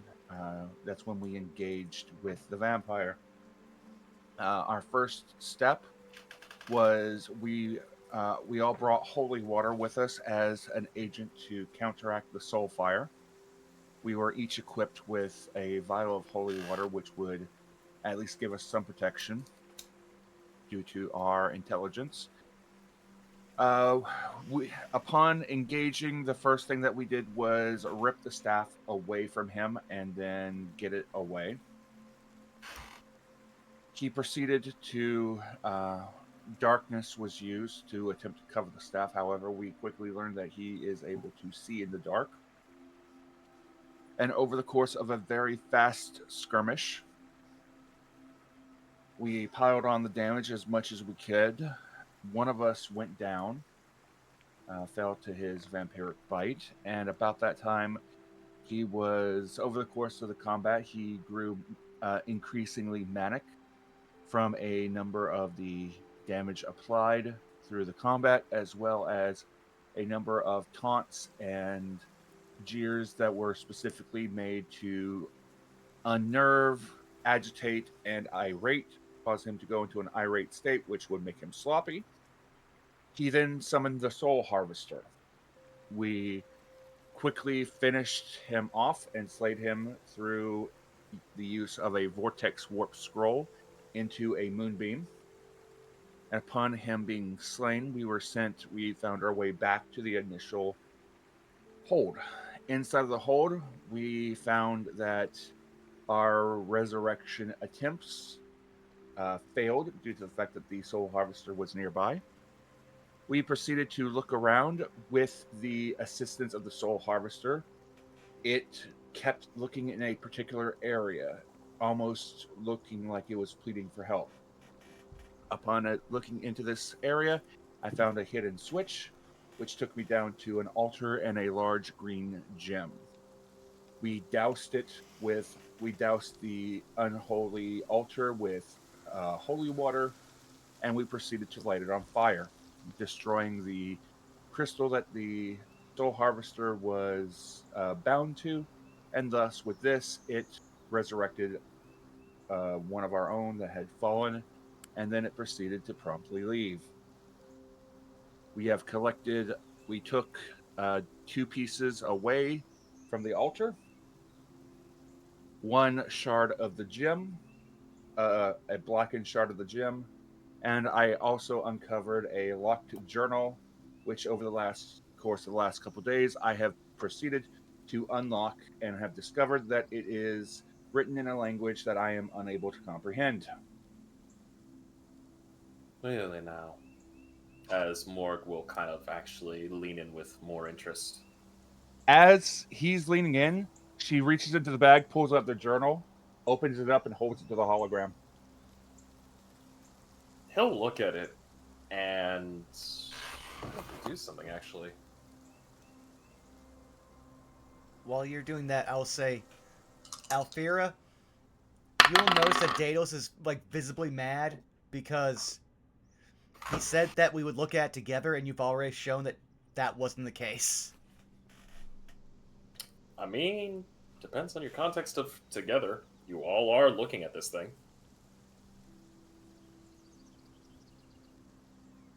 Alright, even with that roll. Upon opening it and realizing it was a language that I could not understand, I have not done any research into it. You'll actually see Morg's brow furrow as he goes. Doesn't look like any language I've ever seen, and... Hold on. You watch as he takes a bit, and what appears to be a motion of his hands goes off. And he looks at the book again and goes... I believe that Daedalus knows comprehend languages, so Yeah, I was going to wait until he arrives to I was offer about it to say, to him. if Morg does ritual cast and comprehend languages, I think both No, me he's and expended us. He's expended a spell slot for it because he wants to read it ASAP. But you watch as that brow furrow still remains, and he goes, "I can't read a bloody fucking thing out of it." At which point, Daedalus is also doing that because he hates Morg, and so he thinks he's going to try to show him up and probably get the exact same response with 10 minutes. Yep. This language is something that you can't decipher. And he just looks over and he's like, "What about you, Tin Boy? You want to take a look at this?" And you'll actually see Naylock working his way over. Do you show the book? As Naylock walks over, Iapetus would say, perhaps it's similar to that language that we had to know for the puzzle? No, that was a personal test that I wanted to see. this as he's looking at this, and you watch as his eyes are changing different colored hues. I can't even read it. I was gonna say this man's trying to run high-level Google Translate. So And my just for the He's going record, through everything. Salas and Afira are whispering things back to each other. Oh, good. oh we As I see in see. call chat. We see in call chat. I like these. I I- like these. I do want to ask one thing, which is, again, this is just for you flavor-wise. What does the language that we can't comprehend look like? Are we looking at a romantic language like that we're typing now? Are we looking at It looks kanji more or like- like Russian? It looks more like dots, slashes, and bits and pieces here and there of like you'll see a slash, a dot, like a slash down, a dot. Some are going vertical, some are going horizontal. And So eventually almost Naylock like kind the- of Oh, sorry. Go ahead. he kind of looks at this thing and goes, there's only two ways that you can beat this. Either this is a language that is entirely impossible, or it's cipher code. I was actually gonna ask if maybe it's either a language that is dead or lost, or if it was coded. More than likely cipher coded. Whatever is written in here, we will need time. And I will have to comb through all my resources. As Naylock just immediately moves on back.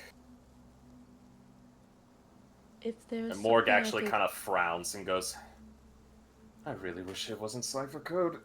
I'd rather these people make it easy for us.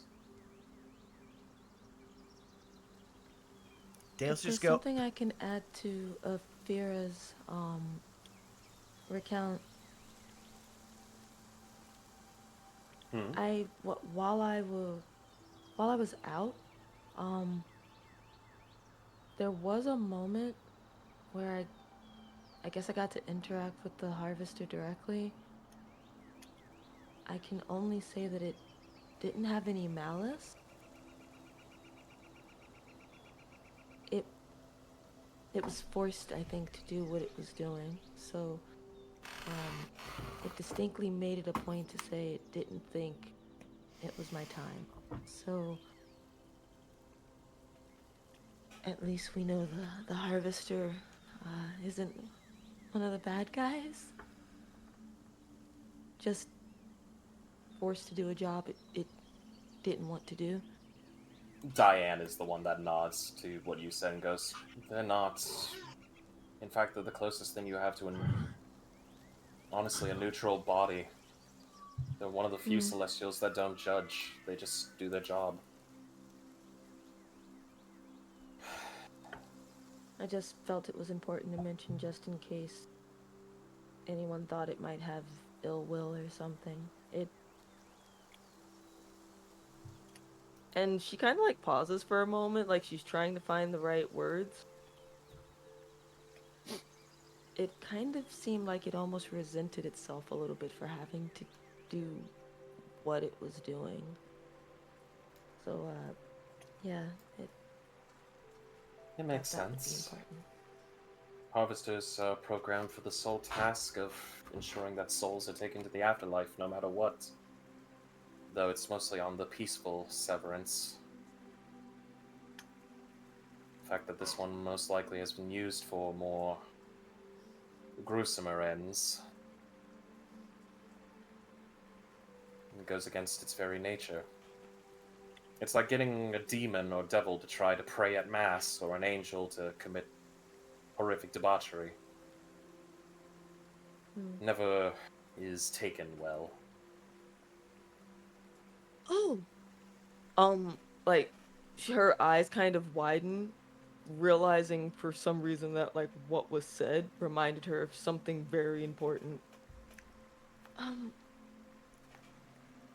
Speaking of, like, going against what their natures or what they were supposed to do, that reminds me, there was something that wasn't done.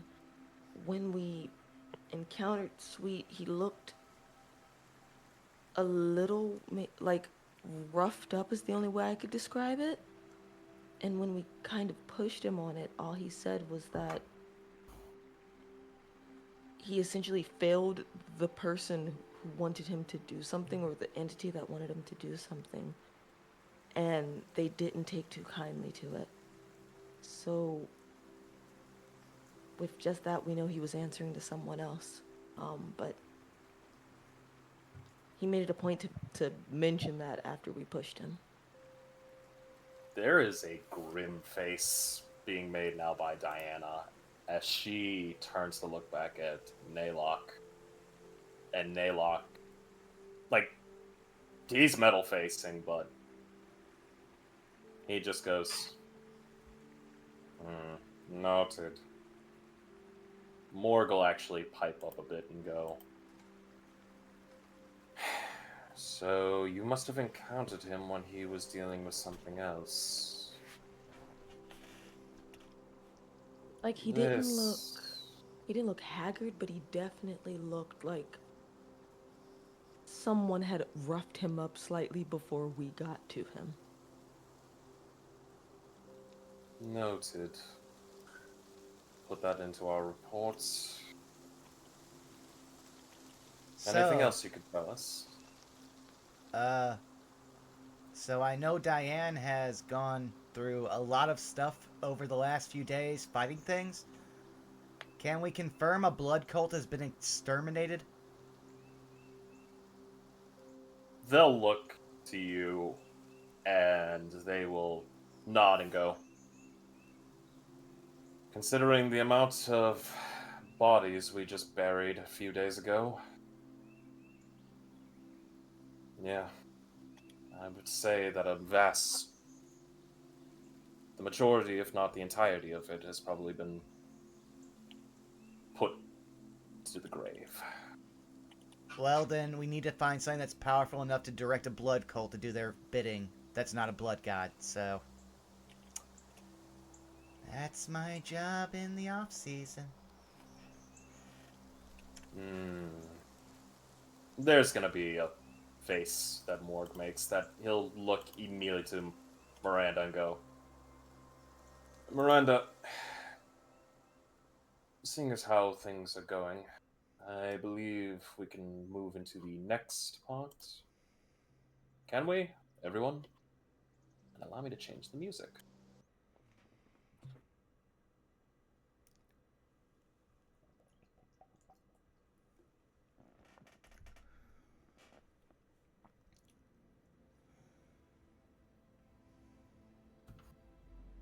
Miranda will kind of look to the other members and kind of just nod and go, we could. Though, I'll have to confer. What we do want to at least express to all of you is our sincerest gratitude for what has been done. We've had to do our own little bits, but we were lucky that we managed to hopefully cut the serpent's head off. Or at least kill enough of the body that Strixhaven itself is not going to be in relative danger.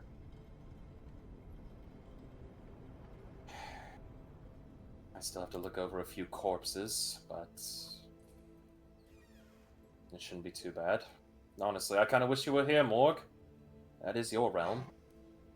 I understand, but you know my job. I still have a few more days until I reach at least the foothold of my destination. And after that, take care of business. Of course, make sure that you're taken care of and that no one's trailing you. Of course, I make sure to ensure that no form of detectionary magic is put. And never use the same alias twice. Speaking of which, I must get going. My stop's coming up. You all take care. And eventually, Morg, his hologram disappears as the orb flies back to its original owner. Maylock will move towards more to where the projection was. Iapetus just kind of like whispers something under her breath. Can I roll a perception to hear that? By all means. Sure.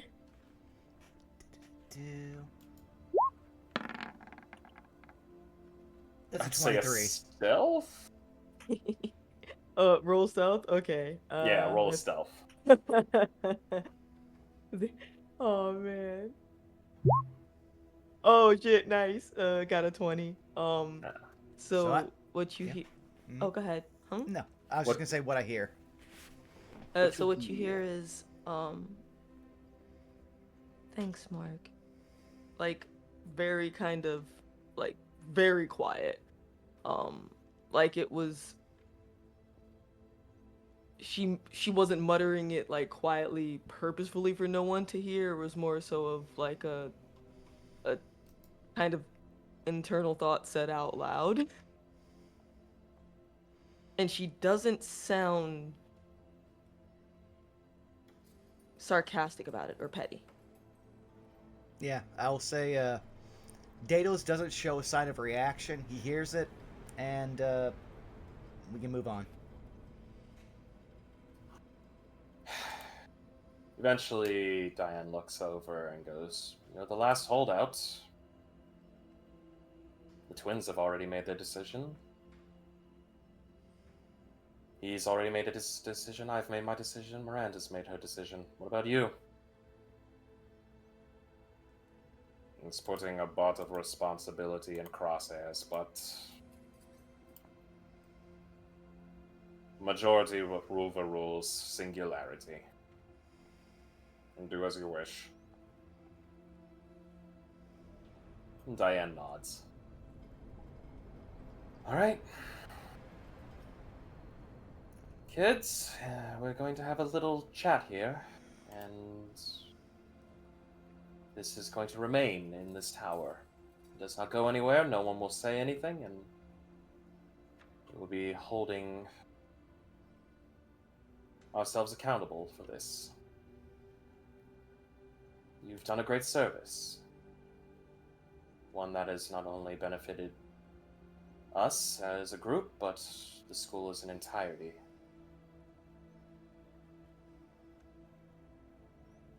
With that, we'd like to make a proposition to all of you.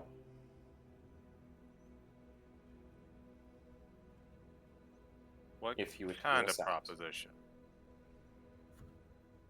Completely closes book and puts it on armrest, turns around and looks up.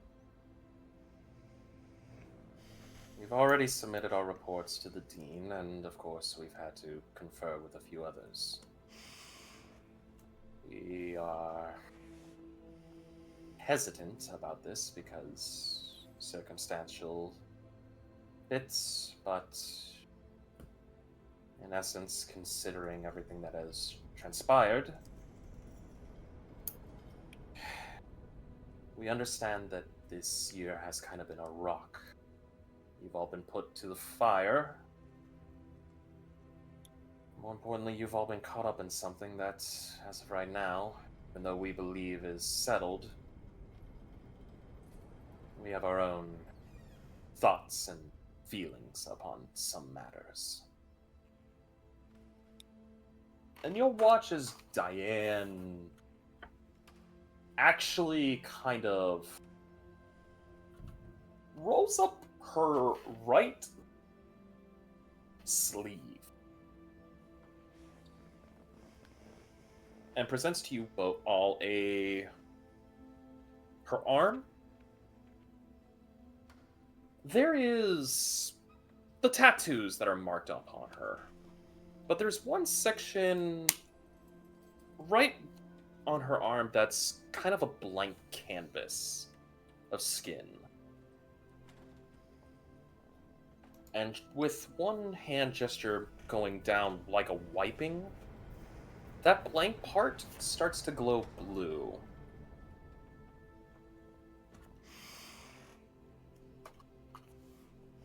And you all will see this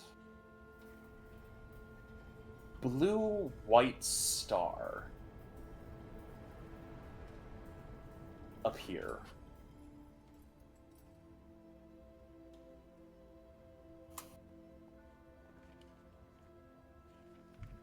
It is approximately 8 points with a circle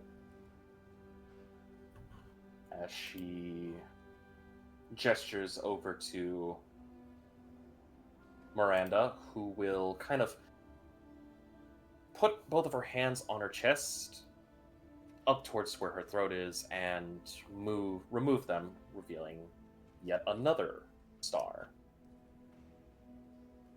And you also see Naylock lifting his right mechanical hand, and the same glow appears.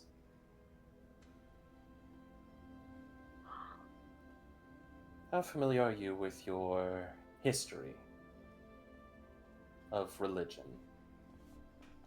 Frost? What would I have to roll to see if I just remember something Roll me a history. specifically about a dream? A history. It's best to say. I think a few of us are remembering some things. Should we be rolling histories? Fuck that, I'm burning this inspiration. No. I mean, Can I you feel use free that to birthday? roll a history or religion, whichever one you are more proficient. Yeah, I'm gonna roll history because this is possibly one of the dreams an elf shouldn't have seen. Shit, How about a nat 20? It's the same Ooh! ways. Fuck it. 26. Oh, fuck me, a 10. I'm mad because it's in my notes. I'm Goldblum, so sorry, would you like Zai. to roll? It's not. It's cool. It's cool. Goldblum, Thematically, she's probably Iapetus, and distracted. Afira, I should say. The three of you kind of feel like there's familiarity with this.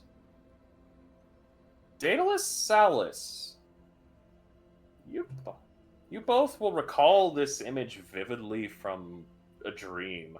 Salus, you'll recall this 100%, as this is if it is like the opposite of deja vu. Instead of reliving a day, it's like you're experiencing it for the first time again. Uh-huh. I'll say Daedalus will... Tongue, why don't you work? Daedalus will remember one thing from that dream, which is the mechanical heart, look down at himself, look up at Naylock and just go, how fucking dare you? Do what? I don't know. And I know you're not going to tell me. I don't even know what you're talking about to begin with. That I've seen. I'm an elf. I don't dream, but I dreamed that symbol. He'll narrow his mono eye at you and go, "You've seen it before." At this, would it spark anything for those of us who are like, huh? Oh yes. At this point, I will give it to you all freely at this point. There's a dream all of us had a while ago. And while for Lucy, he doesn't usually dream, I occasionally do. But it was weird because everyone had the same dream. And we saw, and she like points to the stars.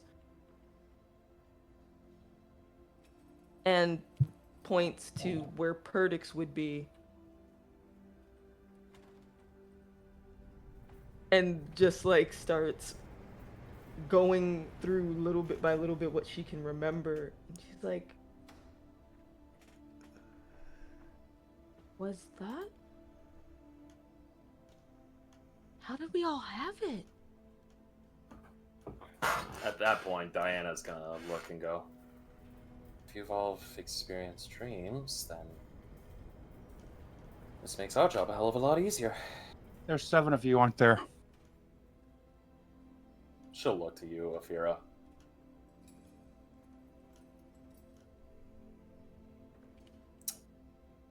Good perception. We're missing one, though that missing individual is currently off on their own work.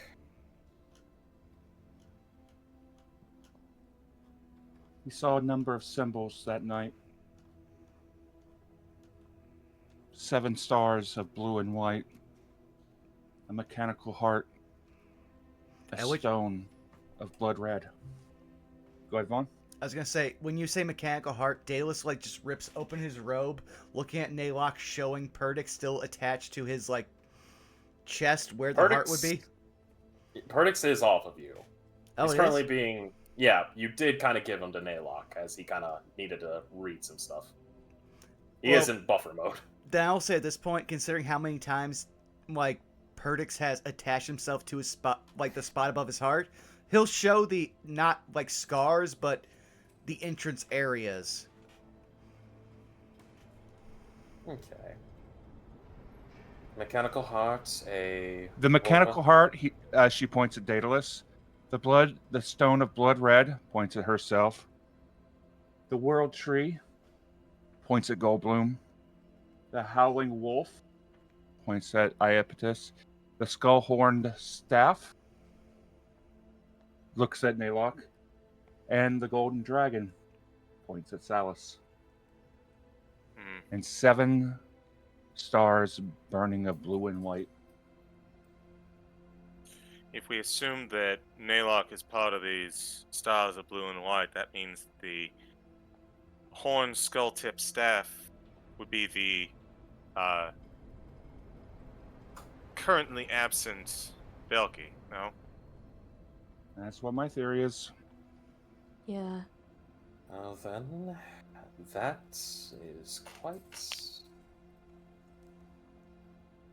Then I believe we have our answer. It doesn't even regard us anymore. I believe you all have experienced what we once did a long time ago. Visions given to us by our patron. You have a patron. We all do. How familiar are you with magic in its beginnings?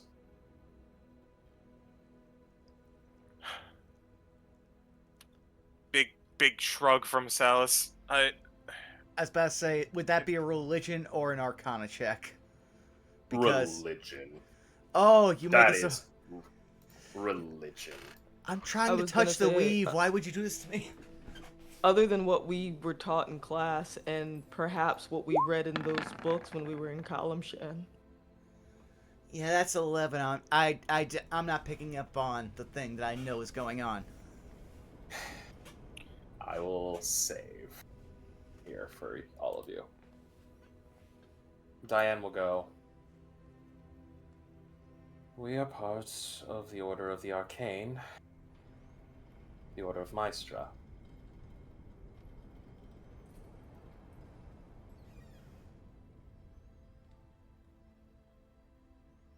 Each and every one of us was called upon for a number of events.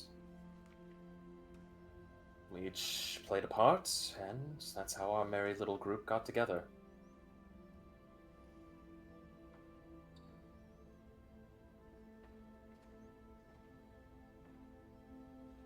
It seems the next generation's been found. Oh. Oh, wonderful. I'm terribly sorry, as Miranda looks over to you, Salus, after saying that. I understand it's not an easy thing to note, but responsibility never is, especially for this. I'm gonna say I don't think anyone will have this language, but excuse me while I try to make this work.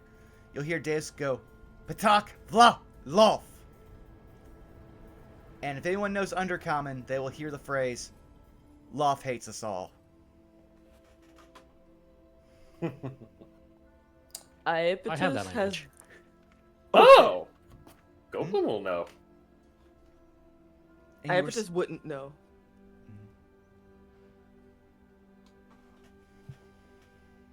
But you would notice she's been quiet since Aphira pointed to her and said howling wolf, and then they said the order of the arcane and the patron, and first she was quiet and now she's quiet and there's like slight tears welling.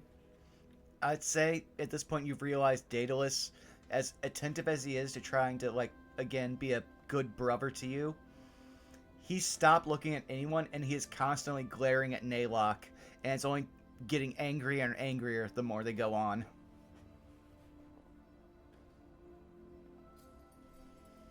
It looks like you've all been chosen. With each and every one of you having your own... I don't know what to even call those, considering yours is a little different from what we all went through. But... this makes our job a little bit easier, but also a little bit harder.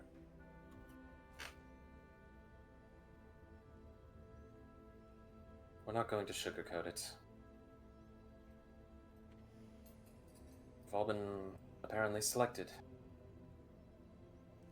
Something big must be destined to happen, and you all are supposed to be there to have a hand in it somehow. Aphira pulls out a piece of parchment and, drawing upon her memory back to the dream that just she had, she's going to put the symbol of that Celtic cross that she saw. She didn't see the stars in the sky. She didn't see the shadow, but I remember she saw the Celtic cross, and she shows it to them. I also dreamed of this. What does this mean? Diane will take that, and I need to roll a religion check for her.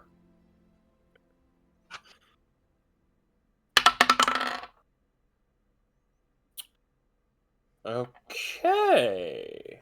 She's gonna look at that and go, the symbolization of a death. A martyrdom. Turn and look at Daedalus. At that point, Daedalus would actually turn and look at Alfira. They have the same mind. Though at that point, Daedalus has moved from glaring to, like, bargaining. He has very scared eyes looking at you. Martyrdom, how so?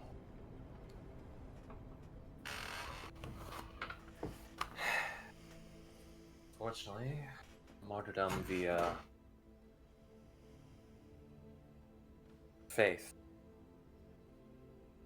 And she'll look up at Naylock, and Naylock will look at all of you and go, we had one other. We had to...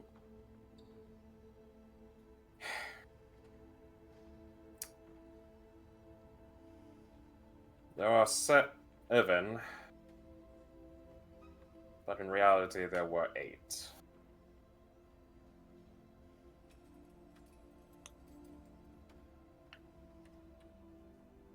I believe you are all familiar with the passing of Professor Melf. Vividly. That was our 8th.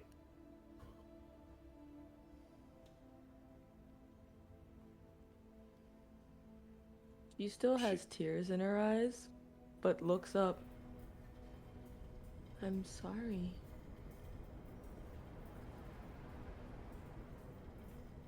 It is all right. She was a good friend. One that we will miss.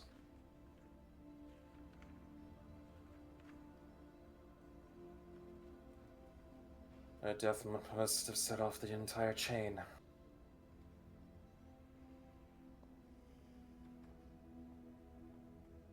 Whatever is going on, that was the beginning point.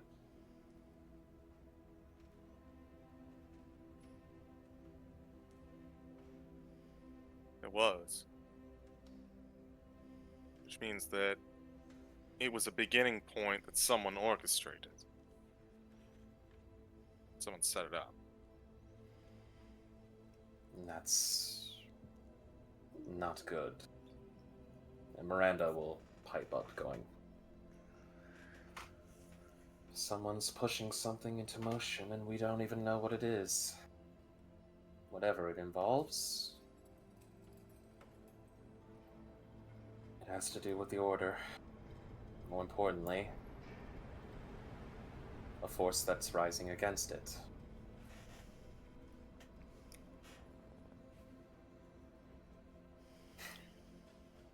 And I assume, based on the context here, that we've been chosen to, at the very least, help overcome it. We hope so. Again, dreams like this, they never are straightforward. Maestra is... And she kind of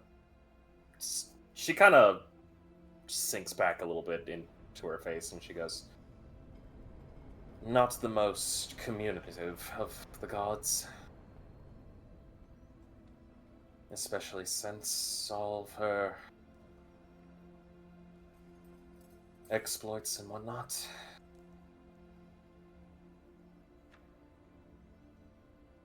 The last event that we dealt with was a particular nasty piece of work involving... What was it? A demonic incursion at one point? It was a demonic incursion the one time. After that, it was... Diane, what was the other ones? We had the demon incursion, we had to deal with the celestial that went rogue. Naylock, what was... The god. The godling, specifically. The godling, yes. That one. Professors, if I may, and she kind of like looks up at them. With these revelations, I have two questions. The first one, to Salus's point, why would someone want to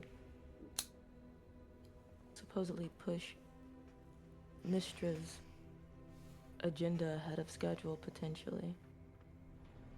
And the second, what do we give up if we essentially follow through? What's essentially the requirement? And she doesn't look sad. That is a little difficult. As far as your first question, we don't know. The fact that this was a triggering moment, who knows? For all I can say,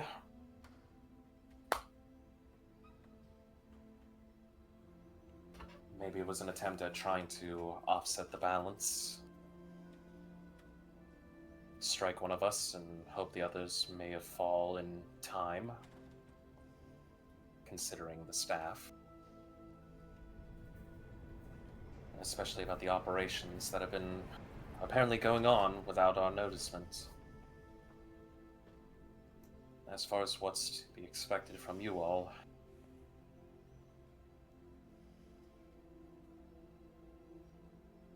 The only thing I can guarantee is what life itself already guarantees.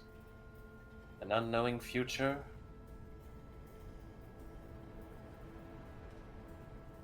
So I would assume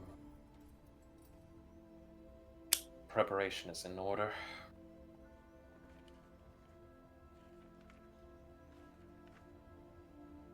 We all had our start-off points.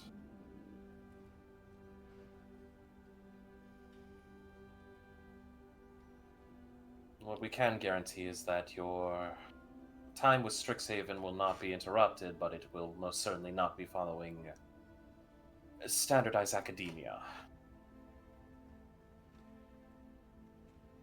He's I going see. to.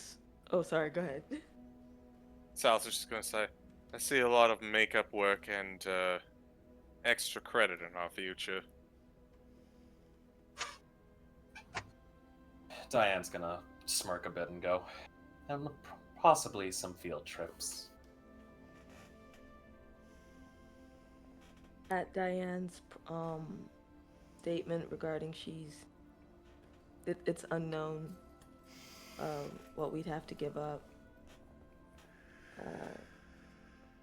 Abaddis will smile and just say, or like kind of smirk, I guess sometimes you have to get lost to be found.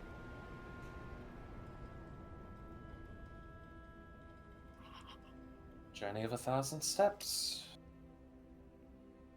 And all that.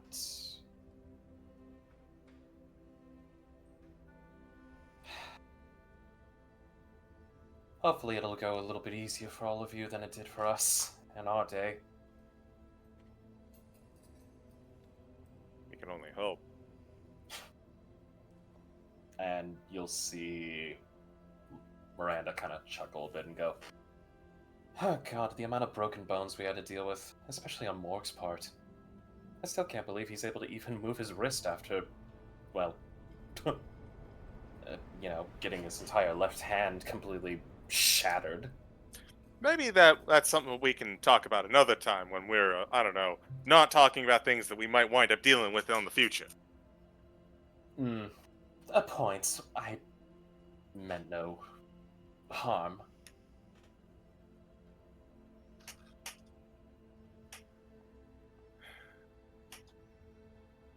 Okay. So, we've been chosen by Mr. to act as, I don't know, agents or something to make sure that the worst doesn't come to pass.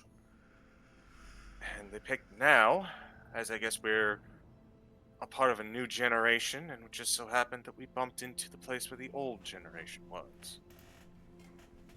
I guess that means that even more than normal, you are mentors, but I get the feeling that that's probably not going to count for too much, based on the way that you're just describing it. You would be correct, Mr. Creed. We can teach you only so much. The rest you must figure out on your own. We can offer you resources, we can offer you bits and pieces. But if you're looking for a complete puzzle, that goes beyond any of our scopes.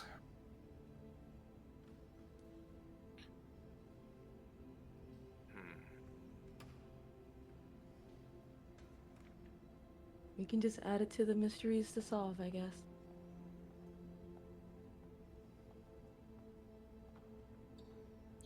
I have a suggestion.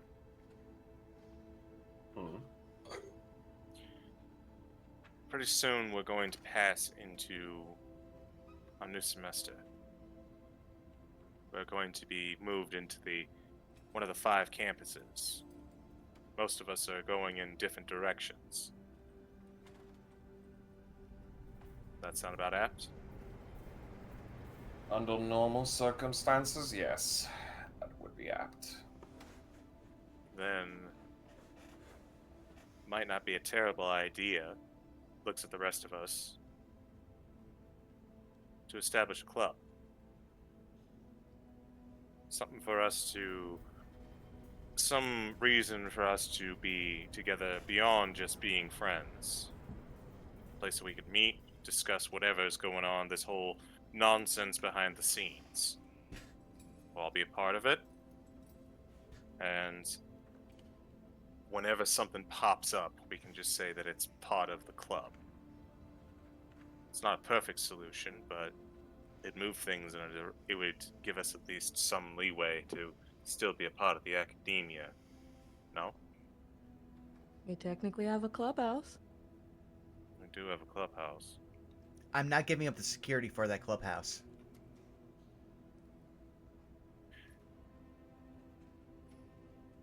There's a chuckle between the two women off to the side, and they go, "We'll reimburse you with some non-school property, Securitrons." Daedalus is going to turn, hold up a finger, and look like he is about to very much yell at them, but realize there's a lot going on, and there are compromises that can be made on both sides, and just go, "You know what? We'll talk. We'll talk." And he's just gonna calm down, be less on edge, but he is still glaring at Naylock out of his side eye. Do we all see this? Yeah, I was about to ask that. I was about to say, That's a good Daedalus was very I'd say much... if you're gonna do that, probably roll a stealth check. No, Daedalus is not being subtle at all. Oh, Yeah, no, he's basically like, no, I will argue with you that I am going to keep the robots I stole, and they should be mine. But that's not the problem we're having here. And then he stopped, took a deep breath, and then not looking at Naylock, but is openly glaring at him. So Naylock is feel- not even paying attention. He's just looking at everybody They're mine, else. man. I stole them fair and square. Damn. CG, do you want to go first? No, after you. You would so Lucy would feel Amethyst's hand gently on his shoulder, and she'd kind of like whisper over to him, "The strongest trees in the forest bend with the wind." you will see him give an incredulous look of, he heard you and he is acknowledging your wisdom, but he really does not like it.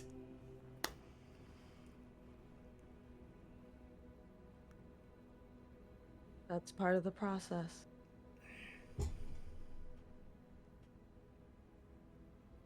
But yeah, he'll be silenced so people can say what they want to.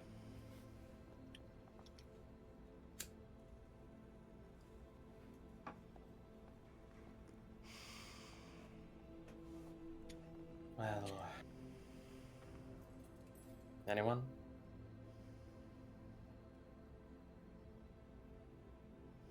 As Diane is going to look at every last one of you.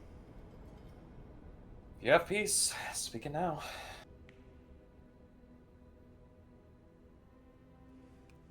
Dale's just go, "I have words for Naylock, but they're private." Speak them now. As he just immediately looks at you. You are amongst everyone. Get it off your chest. You're gonna see Daedalus actually pinch the bridge of his nose, take off his glasses, which, again, for Iapetus, she's maybe seen him do this 3 times his whole life in the last week, and just pocket them. "I want you to know, when I met you, I thought you were everything I ever wanted to be. But now, gods be damned I have to follow in your footsteps. I'm going to surpass you. I'm going to be better. And I won't make the mistakes you made. And if you make them again, there will be hells to pay." As he's now openly weeping. There is no emotional reaction coming out of Naylock. He just looks And then he just straightens up.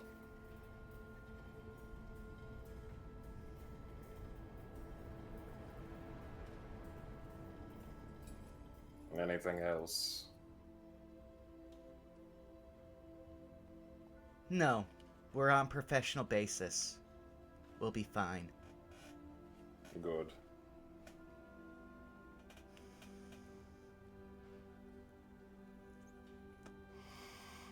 There's a sigh from Diane as she just goes,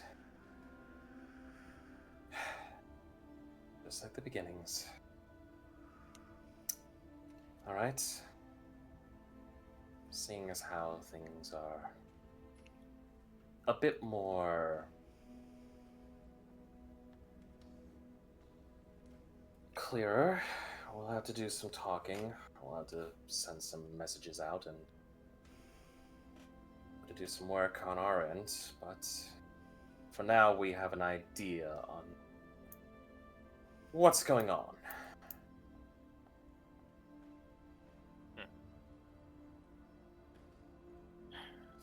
This We've certainly got went a plenty. different way than I thought this debriefing was going to be.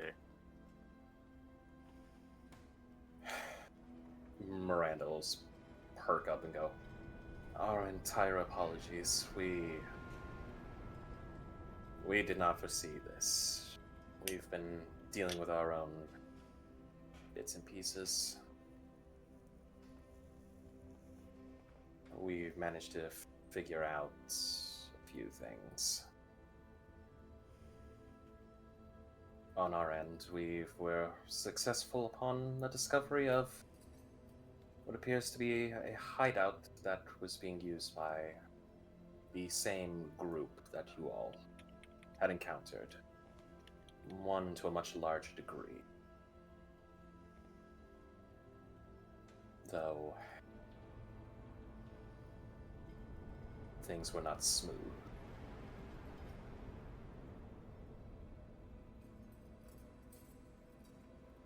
Are they ever?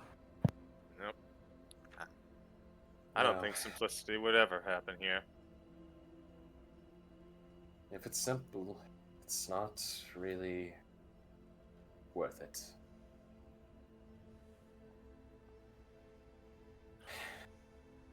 Professionally agree to disagree, but continue. She'll smile. You'll hear Daedalus having dried his eyes just go, Statistically, I've already proven all of this, and I've tried to talk to you about it again and again. At least now we know the gods are doing it, so I can stop trying to, you know. When you're looking for sense, divinity tends to override common. So I'm learning. What we do need to say is that whatever organization is behind all this, we can only assume it's massive. And she'll look to Naylock. Care to debrief them? Fine. And you will see Naylock set one orb onto the coffee table in front of all of you. A playback hologram will be showing. You all will see basically what can amount to be a siege being done by each member of the Order of Maestra on a facility. You at first recognize masked individuals, similar to those that you first encountered back during the initial shop raid. But as this raid continues to go on, you see more otherworldly creatures. You start to see monstrosities. You start to see infernal creatures. Beings of lower planes. And as the siege mounts to an end after what appears to be a very powerful fight between the group and this one masked individual that gets destroyed alongside a Baylor. You all will see this small section of a playback. There is no sound, but you will see a chamber with machinery. You will see the visage of... I would like everyone to please roll me a... You know what? Roll me an Arcana. No. Yeah, an Arcana. 1 second here. Do. 15, 26, 26. Athera is resisting the urge to riff Trek's little voices of the guys being killed in comedic fashion during the playback. And for Daedalus has a 22, just to say above board. Alright. Ah, damn, that's cocked, but... Goldblum! I'm You just see still some feeding the figures. chipmunk. Salus, you see very tall, gangly individuals with what appear to be cables coming out of the back of their heads.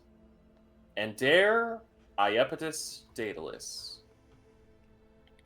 I will give this especially with Endera, as you have seen these individuals, or at least the same species. You see illithids with mechanical wires hooked up to their skulls, leading back to what appears to be this gigantic brain that has been hooked up to machinery with jolts of electricity running onto it every so often. And eventually, you watch as it's Miranda that comes in, and it appears like there's a talking between them before eventually what appears to be a spell being cast, and the illithids drop dead, and the brain just dies. Ugh.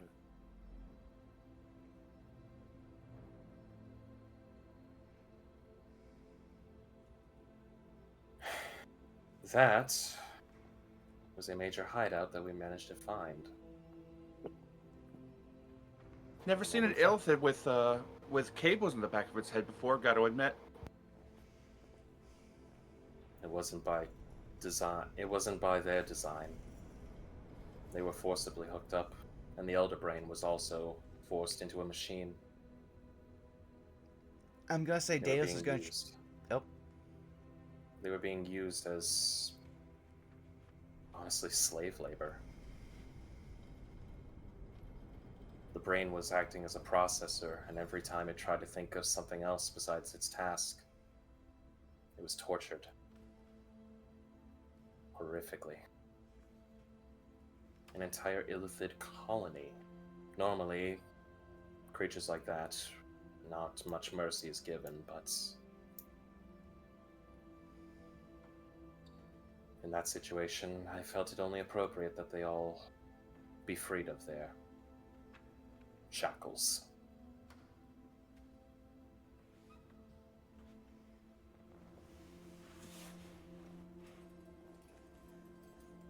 As I was saying, Daedalus, as hearing all of this, and having seen the stuff with the collars, hates it, but he's going to inspect and try to Arcana check, and if he can't understand it, he's going to try to identify. Just looking at the technology, trying to understand it, trying how to figure out how it works, and possibly try to counter it. That I am going to require just a general intelligence, and that's going to be with a disadvantage. Totally as fine. This is some serious shit. It's an 11. It's beyond him. Whatever machinery was used, the fact that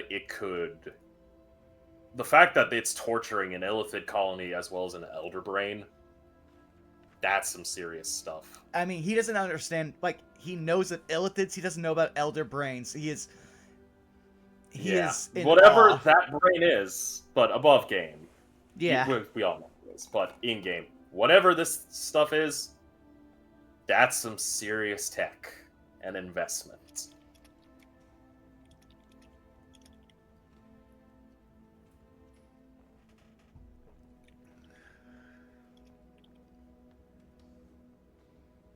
So,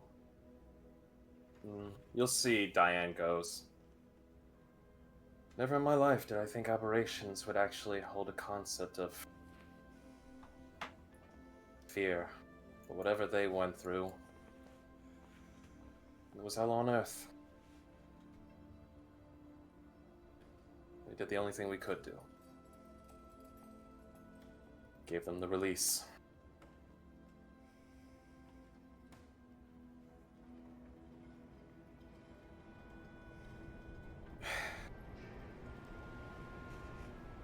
I don't even want to know. Vampire. Sorry. I don't even want to know what the hell would have happened if we didn't find out about that. Really puts it into perspective just how big this thing is.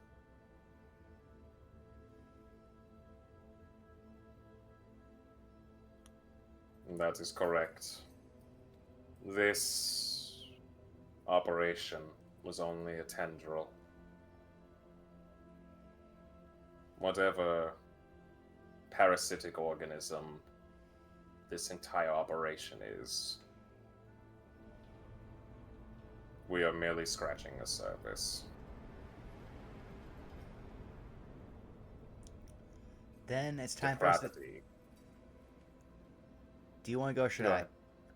Oh, go ahead. At which point Daedalus, having dried his eyes and now is looking much more, not tense, but just blank, just goes, then we need to disseminate more information and protect ourselves. Agreed.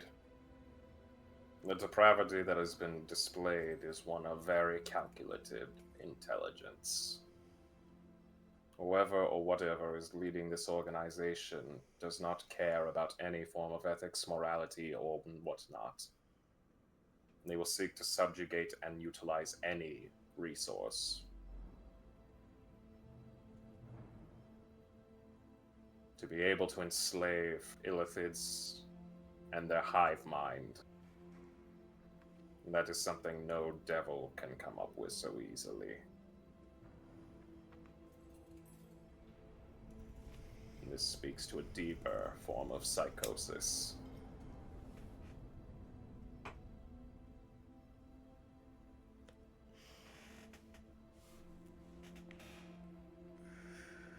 They invested a bit of purchasing power through this. In a regular currency or soul coins? Unknown. Then that What needs I to be... will say Go ahead. is that whatever operation they were hoping to achieve here at Strixhaven would have acted as something of greater design.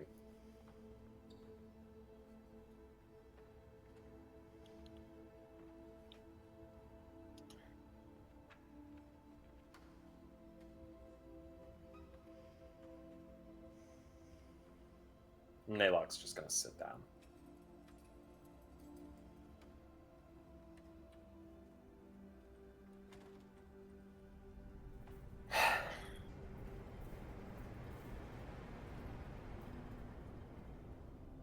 I guess in that way, we find ourselves at a bit of an advantage. The group of us. Big organization like that has its goals on the sky, on its ideas, on the big guns. Kind of looks at the group before him. Not gonna pay too much attention to small fry poking about, or what they think of the small fry.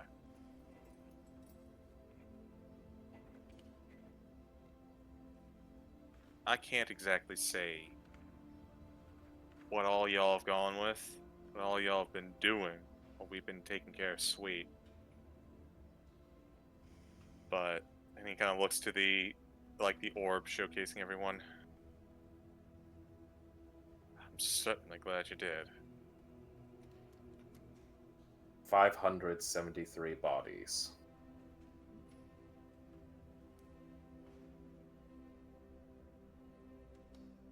Good lord. As Nayla kind of pops up. And that is not counting the Illithid or the Elder Brain. Good to know, but we're having a private moment.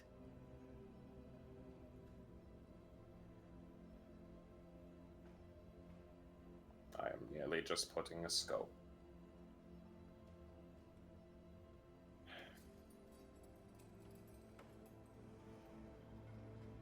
So, kind of looks on over to Daedalus and everyone else. What are y'all thoughts?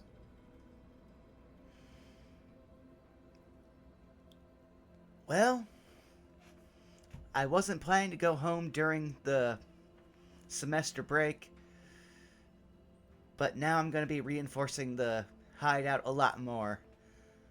That said, I'm also going to be working with my mom to make a teleportation circle, so when we have the magic to do that, we can just come in really quickly. And besides Lucy, that... actually... Mm-hmm.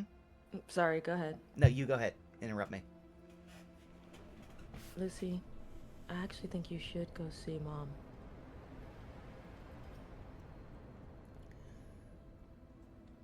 So, again, there's things I have to do for the hideout. I'll do them. I will talk to Mom because she has the spells for that. And can, again, make a teleportation circle from our house to the hideout. I'll have that, but after everything, if I'm going to talk to her, it's going to be one-on-one, far away from every one of you. And this is why I'm saying, Lucy, I'm not telling you to step away from what you're doing. I'm saying give yourself a moment to go see the family. Not that this isn't family either, just...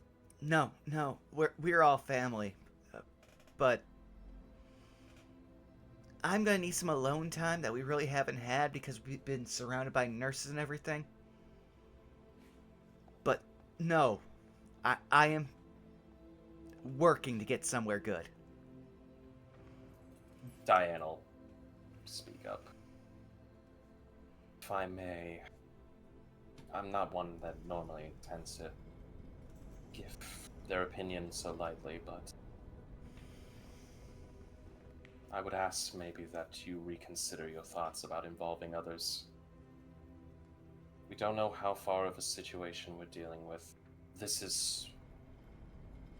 She grimaces and goes, the fact that this was as big of an organization so close to our field, we can only speculate how massive an organization it must be outside of what Strixhaven was. Then I will continue. It might have more power, and if that's the case, we do not want you to involve other people that could get caught in the crosshairs. We've already lost a few. I'll say for Iapetus, you saw, actually, the shell break and being like, here's everything I've tried to figure out to make a sustainable and healthy, thing go. Just now hearing, that's not going to happen. Dale's just going to go, thanks for telling me. I don't want to build up your hopes. I don't want to crush them, but until we know just what we're dealing with, basically fighting a hydra of an organization.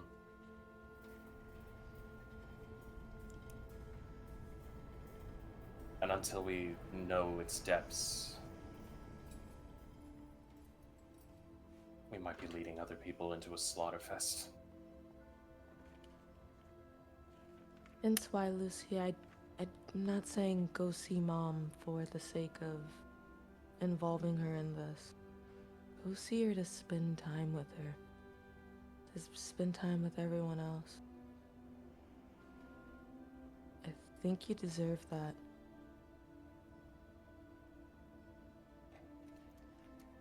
Dales is going to tear Yeah. up again. And he's going to look to Iapetus and go, after all of this, and he just gestures to, again, we're not in the, like, sewers or everything. He's just wildly gesturing to everything that's happened. After everything that's happened, I Yeah, don't want to be because- around the people I care about.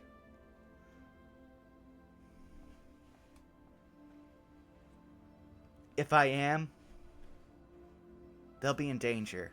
So, I'm just going to work on not being a danger.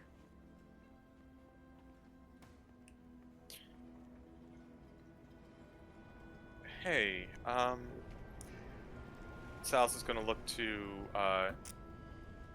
Diana and Naylock and everyone else. Y'all just dumped a lot on us. Be alright if we had a little time to ourselves, sort some things out. Of course. Please, take as much time as you need. I think we're the closest to understanding the situation you all are in. We've all understood the pain. As there is a look of forlorn on this woman's face. Miranda, come on. Let's leave them to it. You as well, Naylock. Frost, as they're leaving, Afira's going to pass a piece of parchment over to Naylock. Oh. See your DMs, please. I would also say that Daedalus, like, seeing Diane in a way they haven't seen them before, it's one of the few times he'll try to insight, which I'm pretty sure I'm going to fail. Who are you trying to insight? Diane, after they deflated, like, again, they've seen the horrors of war. You know what? I'll give you advantage. Just because she is not wearing this well on her face. I hope she was really bad, because that's a 10.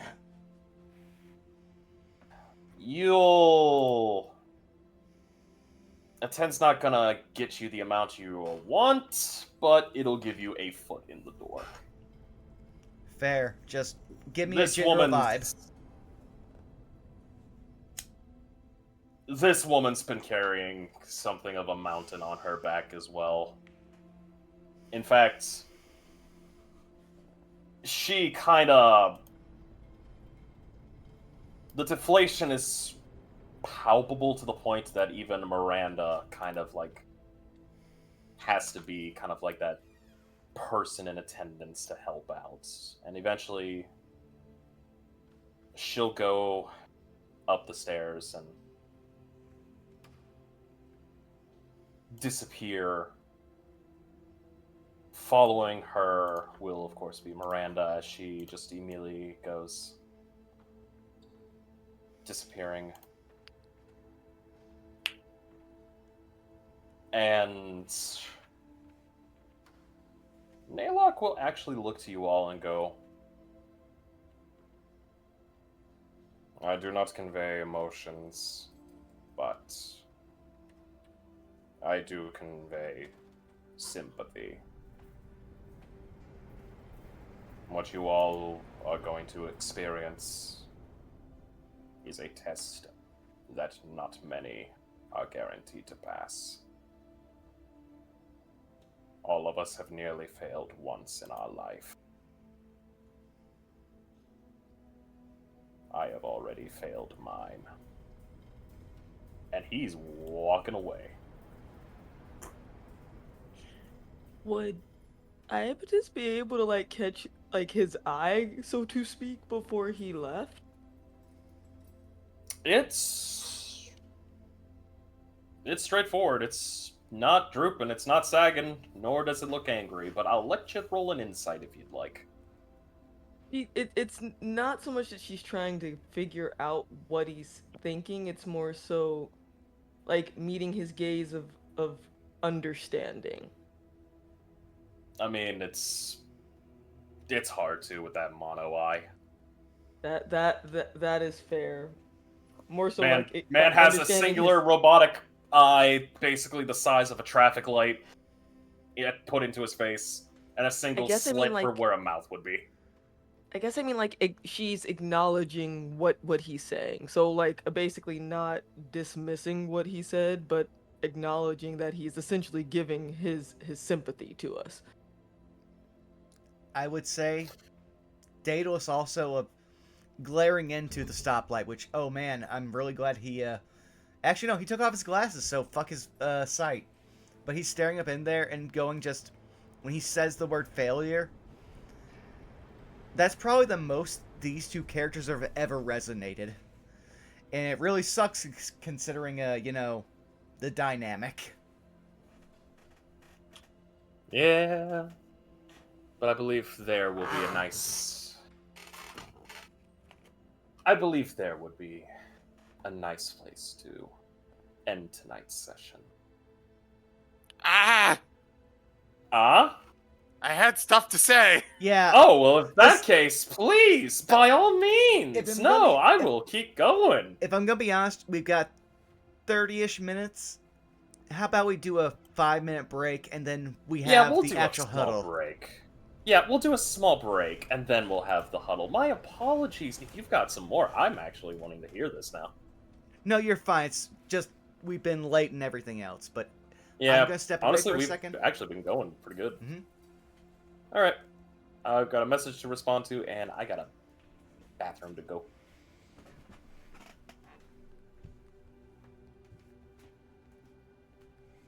Hello, chat. It's How been a are lot, you? chat. Yeah, it has.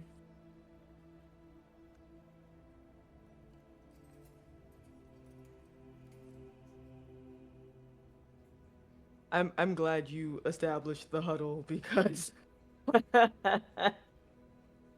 oh boy. Oh yeah, we're gonna Thank have you. a lot just got dumped on us. We need to, especially for our group. We're gonna need to hash it out a little bit.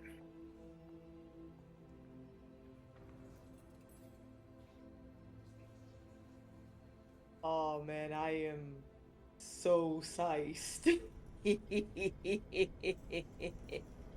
Don't think I didn't catch you crying, by the way. Huh?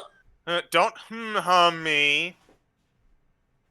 You got tears in your eyes. I saw it. Ephesus had a little bit of a weep. Just silent tears, but Uh-huh. what the source of those tears are will be determined. It's almost like- It's almost like I'm about to ask about it.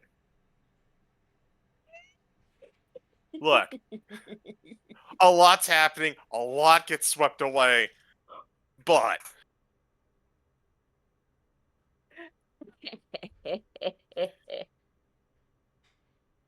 CG, real talk. Good scene Yeah. in the Discord.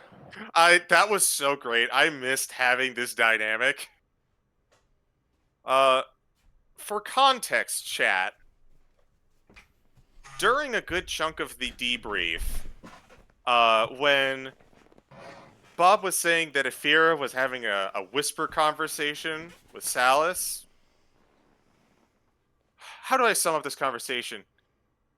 The Salus, most amazing archive of our own fan fiction. Salus is basically going, no, you can't have a mimic. It's a bed. It will just eat people. And then your response is basically, oh, the bed is where people definitely go to get eaten. No, that's not what I mean. It's exactly what I mean, though. I love that you're literally arguing semantics. But hey, I'm back, so if you need a rest, go ahead. Nah, I'm good. I might as well. I'm gonna hang out until the end of the game, basically, until our usual end time. Fine by me. Also, I really didn't want to have that Naylock and Daedalus moment in front of everyone, but I guess I'm gonna have to context that now.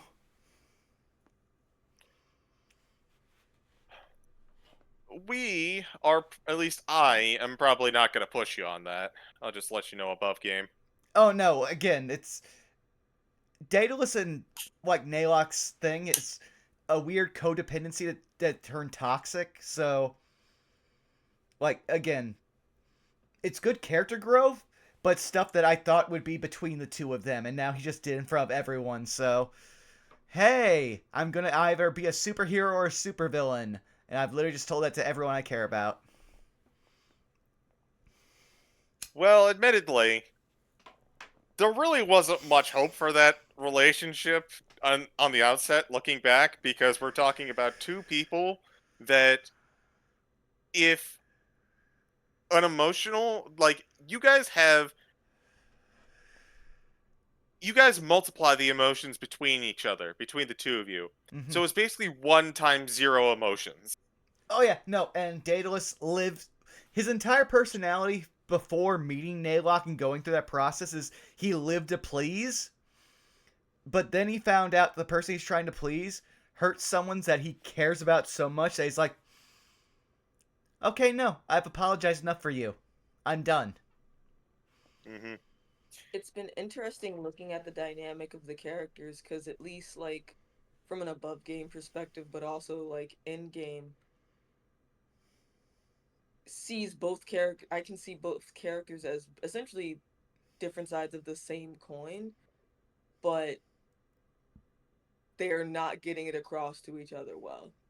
Like, especially with just the revelation of information we were given. He had to still complete a mission after losing 2 people that he cared about. Yeah, and he's in, as much as he can't emote it, the person who looked up to him doesn't understand it either, and so they're both trying to convey disappointment, and they're both not understanding each other. Oh no. Yeah. So going to this, a whole thing that was talked about in a session that was not like this is after session. Me and Bob had to reconcile Daedalus's and Endair's like love languages of how they see each other acting, so that we could get to this point where it's just like, okay, you do the shit, at least tell me about the shit, and then we can figure it out, or push it away. Which is already floundering, because just show it to the staff, who Daedalus no longer trusts.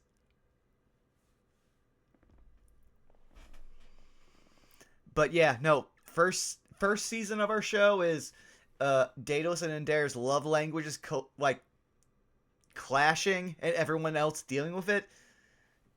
I don't want the next session, like the next season, to be Daedalus fighting with Naylock. No, that can be a side story. Please be a plot. I'm hoping that as things go forward, things will eventually mend. But I will say, you and Endair's love language probably doesn't hold a candle to what's the literal love language going on between Salus and Aphira at the moment. I mean, Endair. Oh, go ahead. I'm at this point where, like, above game, I have the popcorn bag, and I'm like, yo, this is either the most amazing rom-com ever, where the love interest does not realize he's being hit on and that shit's going over his head and he's gonna figure it out later, or he's fully aware and deflecting. Either way, when is season 2? In game, oh boy, that is a lot to unpack. Oh no, And I don't think we're going to get to it with certain characters. oh no, Uh-huh. no. I love all of that, but when I say love language, it's more of how they communicate care, less of I totally ship you too. I understand, Vaughn. I was making a play on words there. Yeah. You were talking about your love language, was like, yeah, I got a love language with the fear. Oh. Yeah, I have proven many times on different streams that a lot of stuff goes above my head.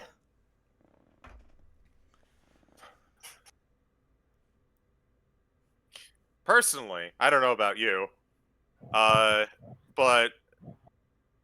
I love the I love that we're having this deep conversation, and we've got Athera still trying to do Athera things with Salus, and then we have Goldblum with the chipmunk. I really want to know what's happening with that. Yeah, no, I- Goldblum probably has been standing like a statue as the two siblings try to decipher each other. I will say, Wiley, prepare to be talked at. We're not leaving Goldblum to his devices this time around. Wow, he totally doesn't have a taste for wrath anymore. Mm-hmm. Mm-hmm. Totally over it. Goldblum has been feeding that chipmunk for the last 45 minutes. It is just a ball with various nut shapes protruding from its massive orbular body. It also pulled on Are a you green saying- sweater. Are you saying he did the Wreck-It Ralph of no? This one gets the pancake and that chipmunk is just rotund? Yes. This is a very newest member. specific. This is a very specific reference, but Oh.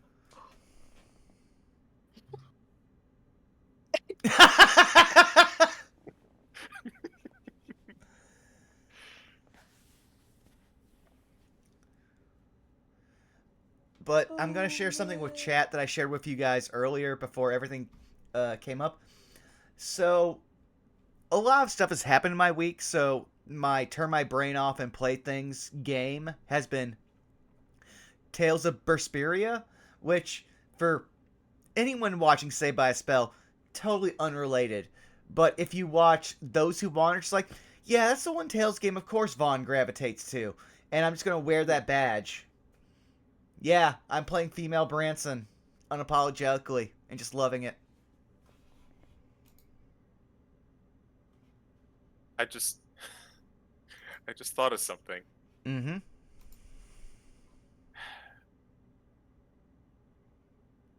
You named your chipmunk Chip, but you can't.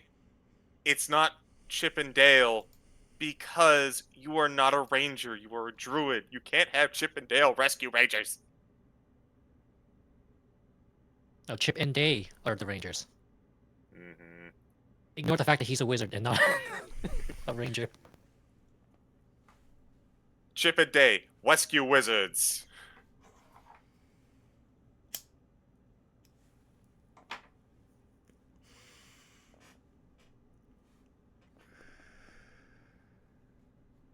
Tall, meaty stone tree. Oh, yeah. No, to answer something you said earlier, El Robot, motherfucker, you're in Chicago. Do you realize how little a drive that is for me? You want to have this meetup, just wait until I have a day off. CG, wait until I turn what I just posted into an innuendo for Athera and Salus. God, you would. Here, look. If you want to make an innuendo about something, I have. Make an innuendo about Bun's continued dumpy streaks in the all the D&D games because it's going really well, I must say. So I posted the GIF, but the GIF sums up Athera's like entire interaction. And I love it so much. I love you, the Zai. worst part about it, she's only after the chase. she cares about nothing once she catches you. And he doesn't understand that. That is, And I it goes love so- that. And there are people who do notice it and are just like, I'm going to not say anything because things seem okay.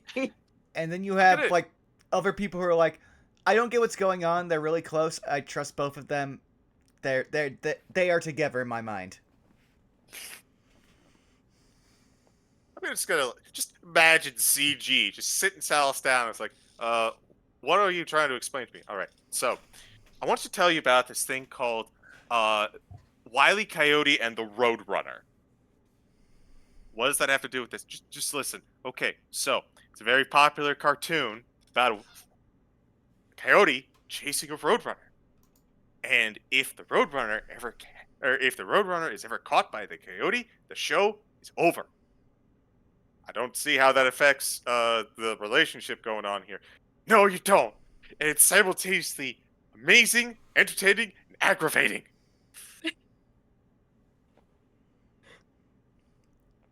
In the background, you just hear, "What's a cartoon for context?" Vaughn, you want to take this one?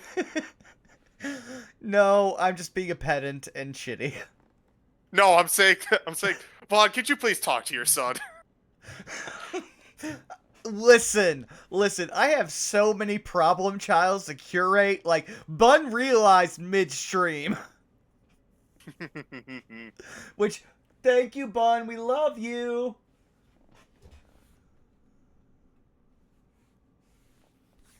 But yeah, no, Word.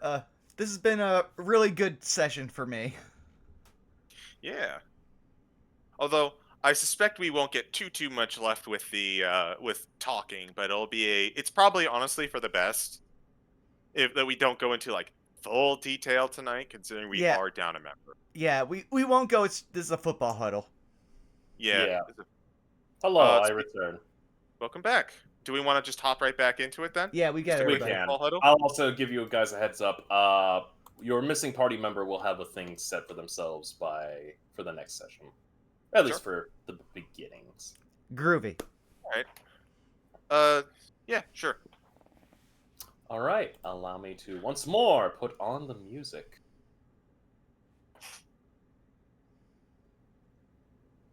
I see that, Dick.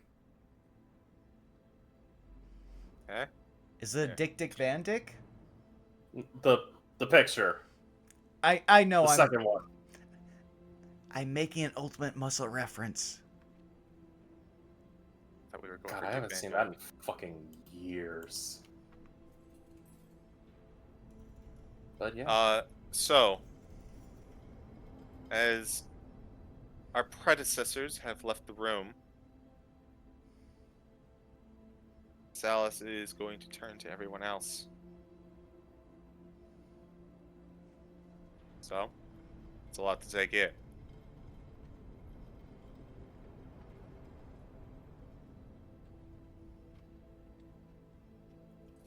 Yeah, and I hate it. I don't blame you. Not gonna lie, I would very much like to not be involved with all this hogwash and live me a nice, simple time of research. But sounds like we don't get that choice no more. Deus is gonna pinch his whole face when, you start your temples and you pull it all the way down to your chin. Be like, unfortunately, yeah, that's our place now. Maybe I'm coming from a selfish perspective with this, but I think for me, I've spent a good portion of time having to kind of like hide what I am. And this seems like a situation where for the first time I'm being presented with an opportunity on a large scale where I don't. So I don't I don't know, for me, this doesn't seem like a negative thing.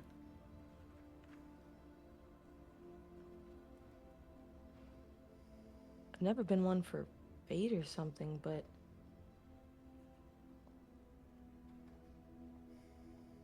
it means there was a point to all of it, and I don't just mean what's happened here. I mean everything that has taken place in our lives up to this point before we got to the school.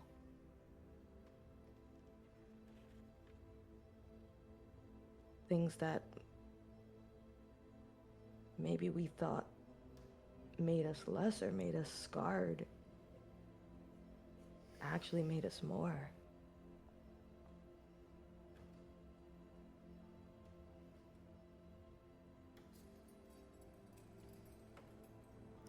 Hearing that, you're going to see Daedalus actually turn away from you.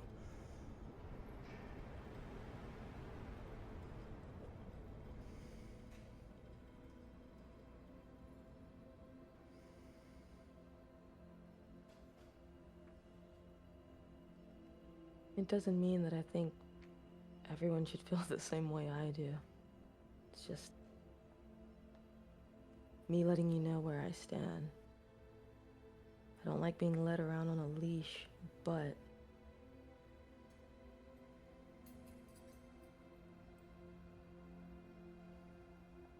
I feel like this might be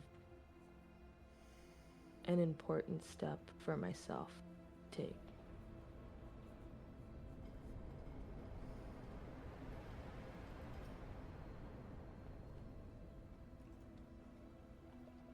Salas kind of looks on over. Wait a minute. He kind of leans in.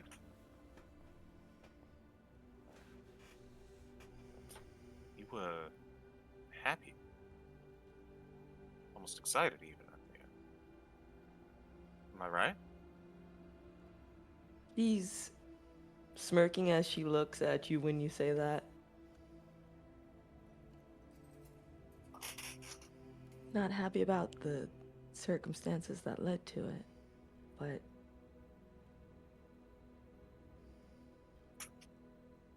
filled with a reason to not have to hide.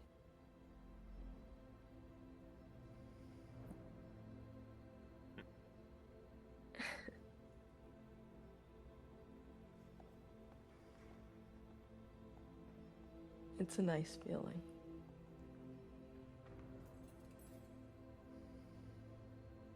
I'm glad you get to experience that. She's kind of like tears up again, but she's like not like bawling. That's kind of like a happy tear, but she's just looking at you and kind of smiling. Like you figured you'd get it.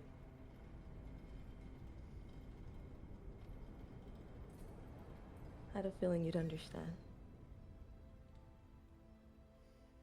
He gives his own smirk.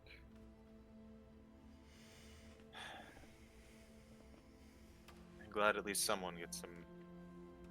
Well, I shouldn't say get some joy out of it. It sounds like it's so dour. There's something horrible built on us. That's not quite what this is. I don't think it is, anyways.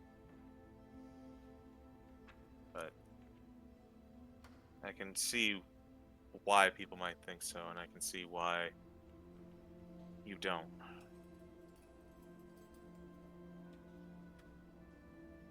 He's gonna look on over to.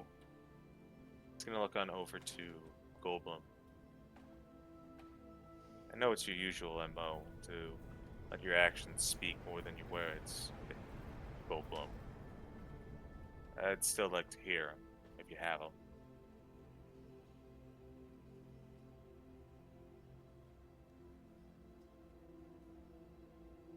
Not much to say.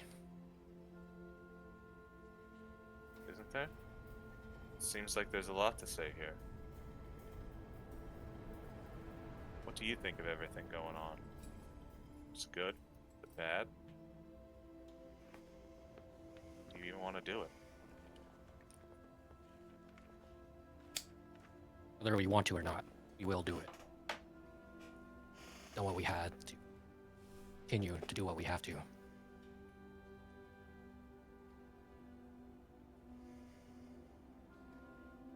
Oh, Goldblum, you always have a choice.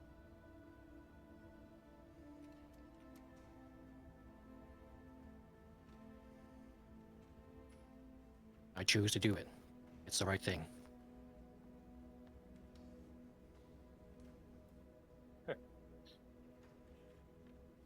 Salas actually gives a little bit of a chuckle. You know what? You're right. It is the right thing. I feel like all this talk about it just kind of happening to us. We forgot it's the right thing. Help people. Make the world better, or even just see that it's still there.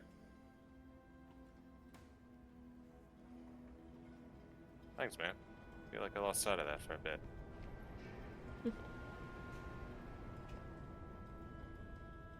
It's what I meant when I told Diane that sometimes in order to be found you have to get lost. We've literally not been able to find much of a footing since getting here when it comes to certain things, and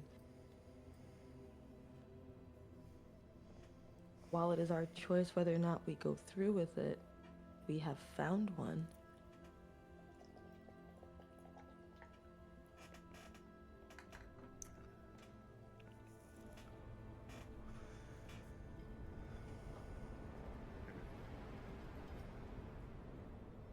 Alfira? She glances over slowly.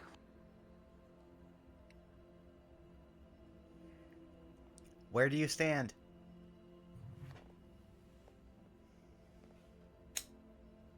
We're obviously in a position to be able to help people. And helping people is a good thing. But at the same time, fate has a tendency of showing up when you least expect it. And the bad thing is you're more likely to encounter your fate on the road that you take to try to avoid it.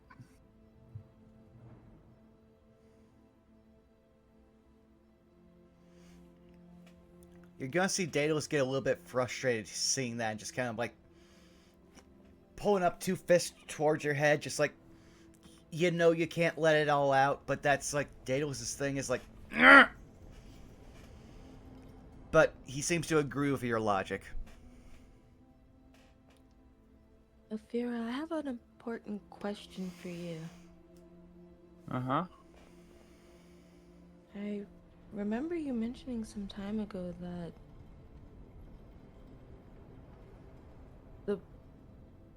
I don't know if deity would be the right word, so please correct me, but the person or entity that you are dedicated to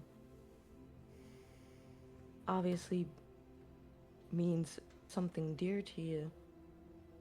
Do you think somehow being in this order would in any way, shape, or form impact that? Because I know how important that bond is for you.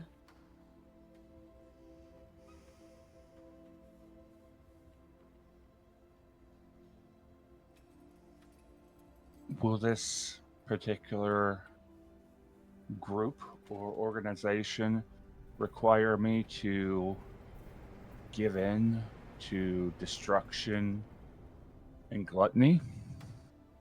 Or will this be another way that I can express love in different forms? I don't think I have the capacity to answer, but if I were to hazard a guess, I'd say it would all depend on how I guess you would choose to carry yourself in the order. But I don't know the rules. Do you remember when we went into the deep dark? Everything that we saw down there? That I do. There was a church down there.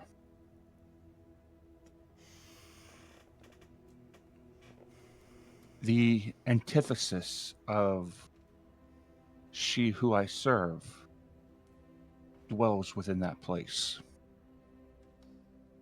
Mm, You heard our Thayan assassin. He talked about frequenting that church.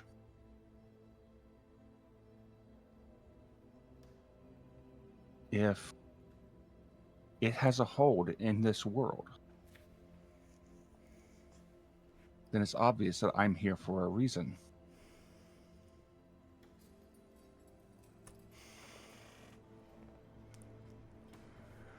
I can't disagree with you. I just wanted to...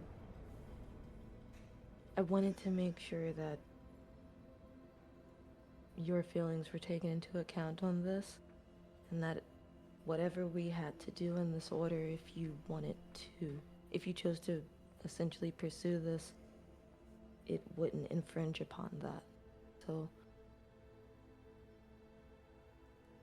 if it won't infringe upon the lady that you serve, then okay. Even if I'm a part of this grouping, this order, or what have you, there will be no other that has my service. I'm willing to work with those of other faith. I'm willing to respect their faiths to a degree as long as they respect mine, but I don't see how it would interpose or stop the situation. He smiles at that. They say love Although, is the greatest bond. exactly. Although the fact that there was a symbol of martyrdom in my dreams so very long ago gives me pause for concern, but also makes me realize that I might be on the right path.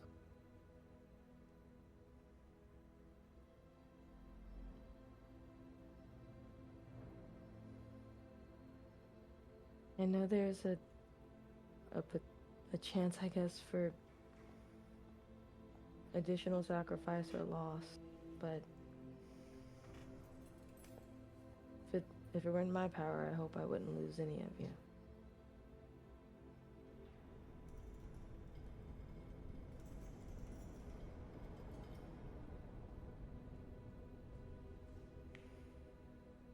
I'm going to let you all know now.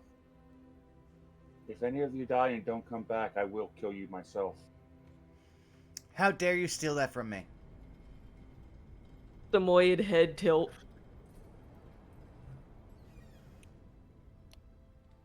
Should have been It's not- quicker. I'm sorry, I was letting you have a moment.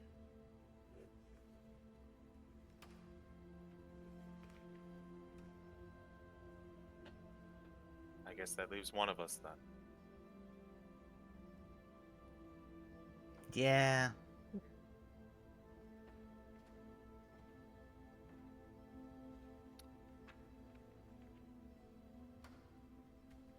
Can I, before we talk to her about this,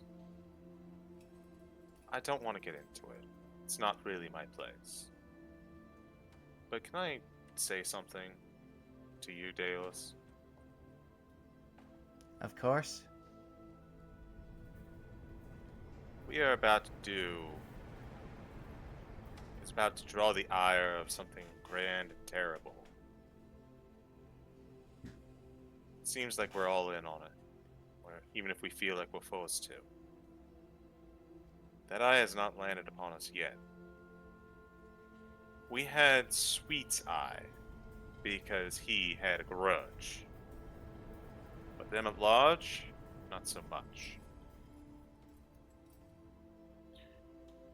I don't think simply being around us is a danger right now. Maybe it would be the best that we make use of that time. Connect with those who we may have to leave behind as this secret war escalates before we dive into it.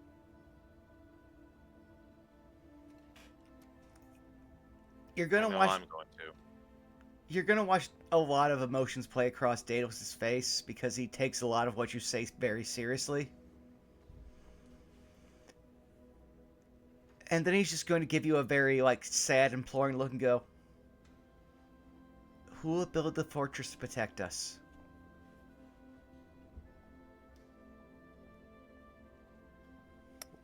Everyone will. Exactly. You all can take turns improving the fortress. We have our own way of doing it, our own way to contribute. And during that time, when it's our shift, it seems like an excellent time to visit with friends and family.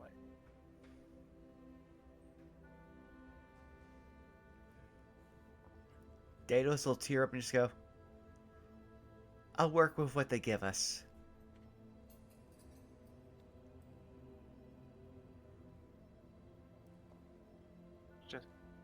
I suppose that's a start.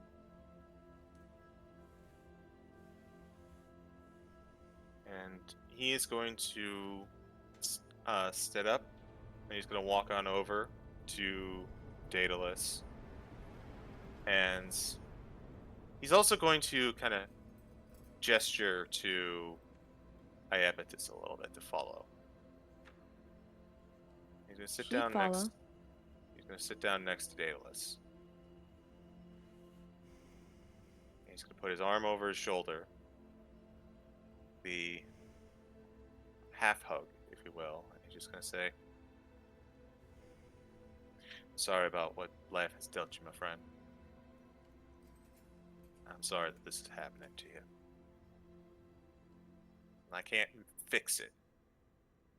I can't solve it. I want you to know I'm going to do my best to make it better. And if we're going to be shouldering this burden, all of us, no time for self-important sacrifices. There's no time for shouldering the burden all by yourselves and protecting others. We're into this together. We're going to share that burden."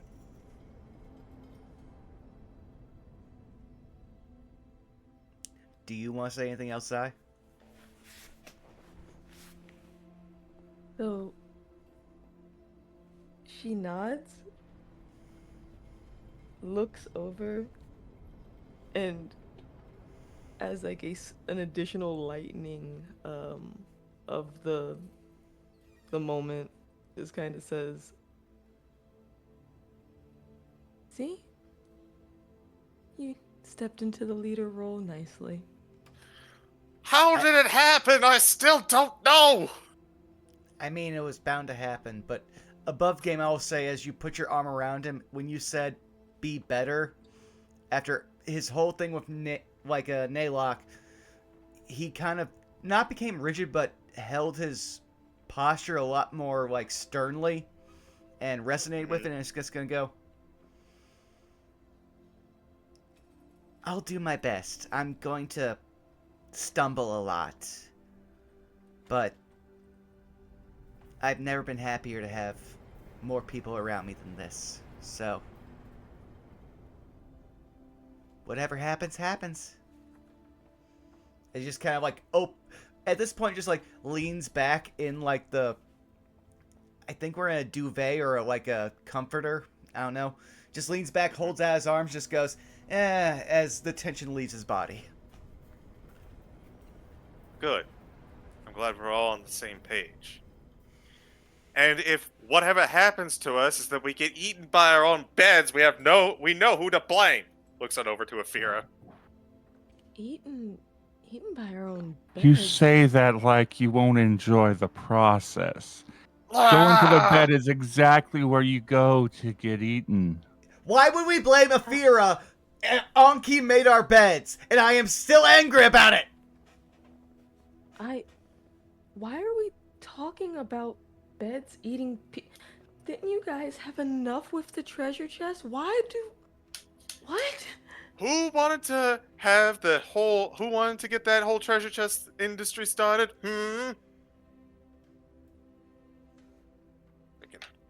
I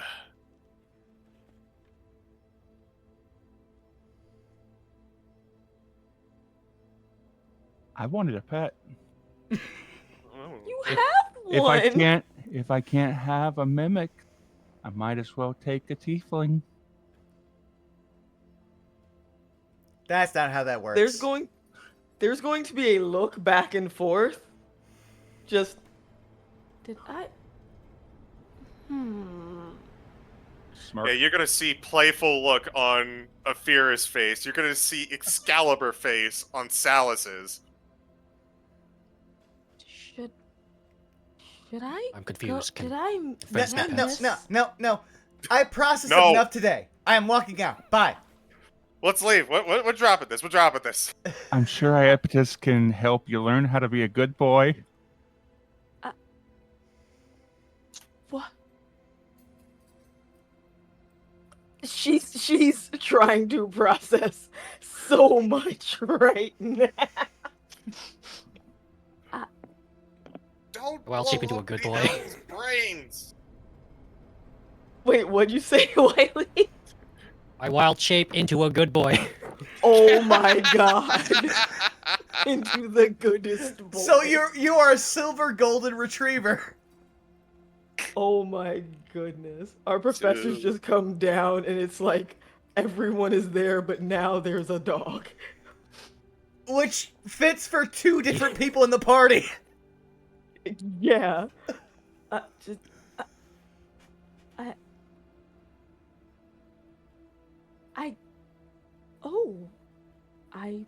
I wasn't aware. Huh. I'll add this to the list of things to process. Process. Bark, bark. Translation: How to be good boy.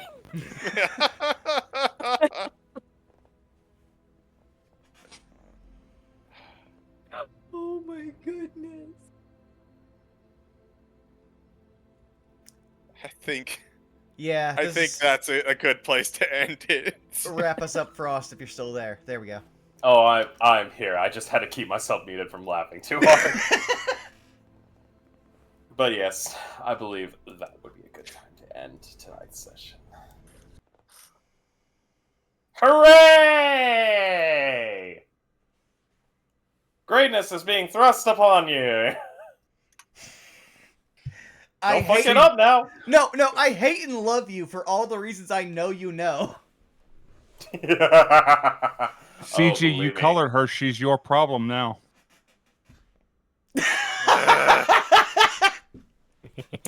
You are too good at these.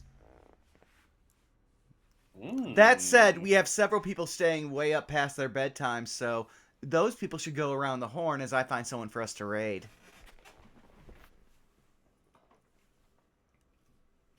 Hey, there are several people? Ooh. At least 2 people on the East Coast.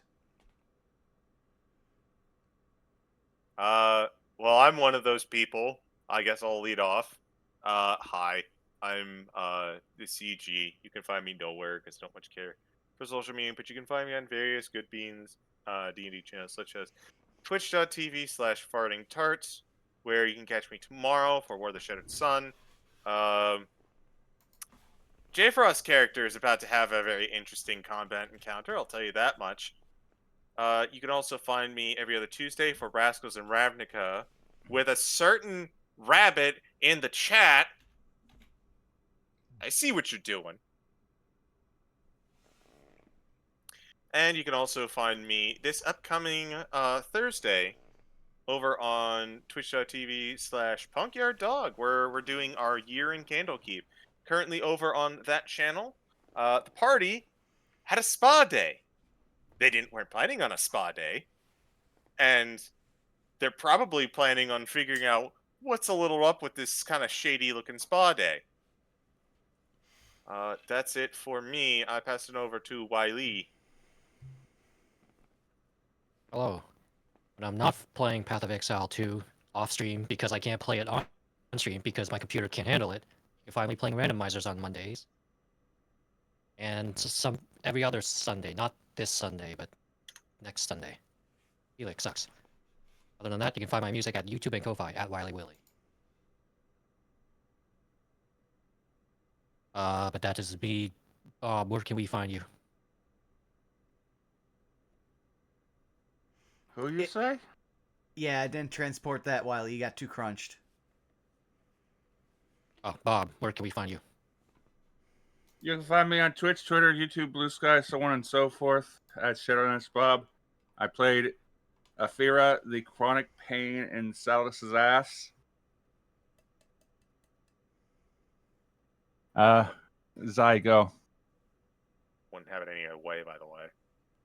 Good. I'm glad. It's so good. That makes me happy. I'm Zyme. You can find me here and Instagram, Zymicide, pretty much everywhere else at Zyme or Zyminess.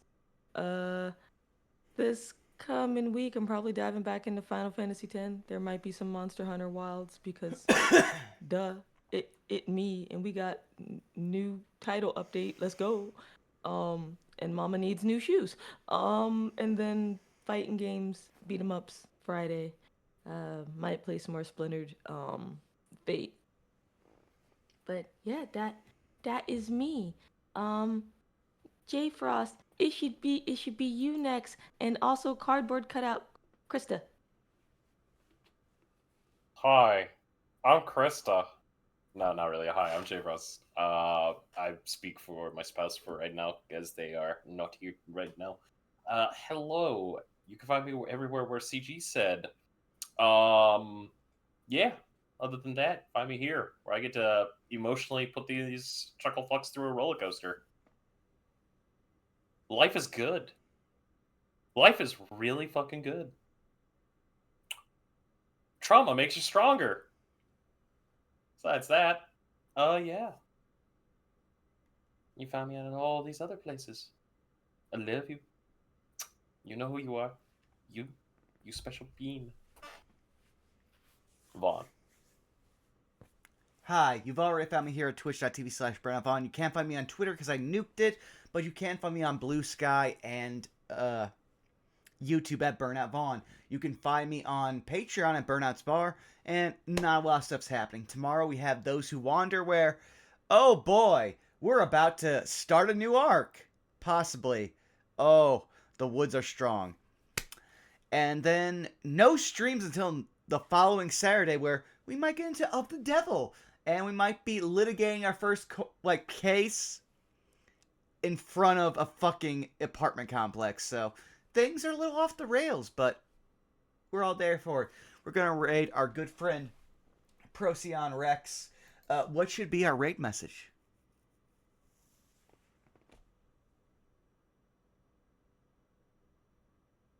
That's a good question. Sorry, I was feeding the squirrel. Sorry. No. The chipmunk. The chipmunk. How about that? Yeah, the chipmunk. Chipmunk. Oh, who's a good boy? Who's a good boy? Who's a good boy? Who is a good boy indeed? Okay. Who's a good boy? Thank you all for coming out. We will possibly see you in 2 weeks' time. Things are nebulous, but we love you. Bye-bye. Bye, Bye. everyone. Adios.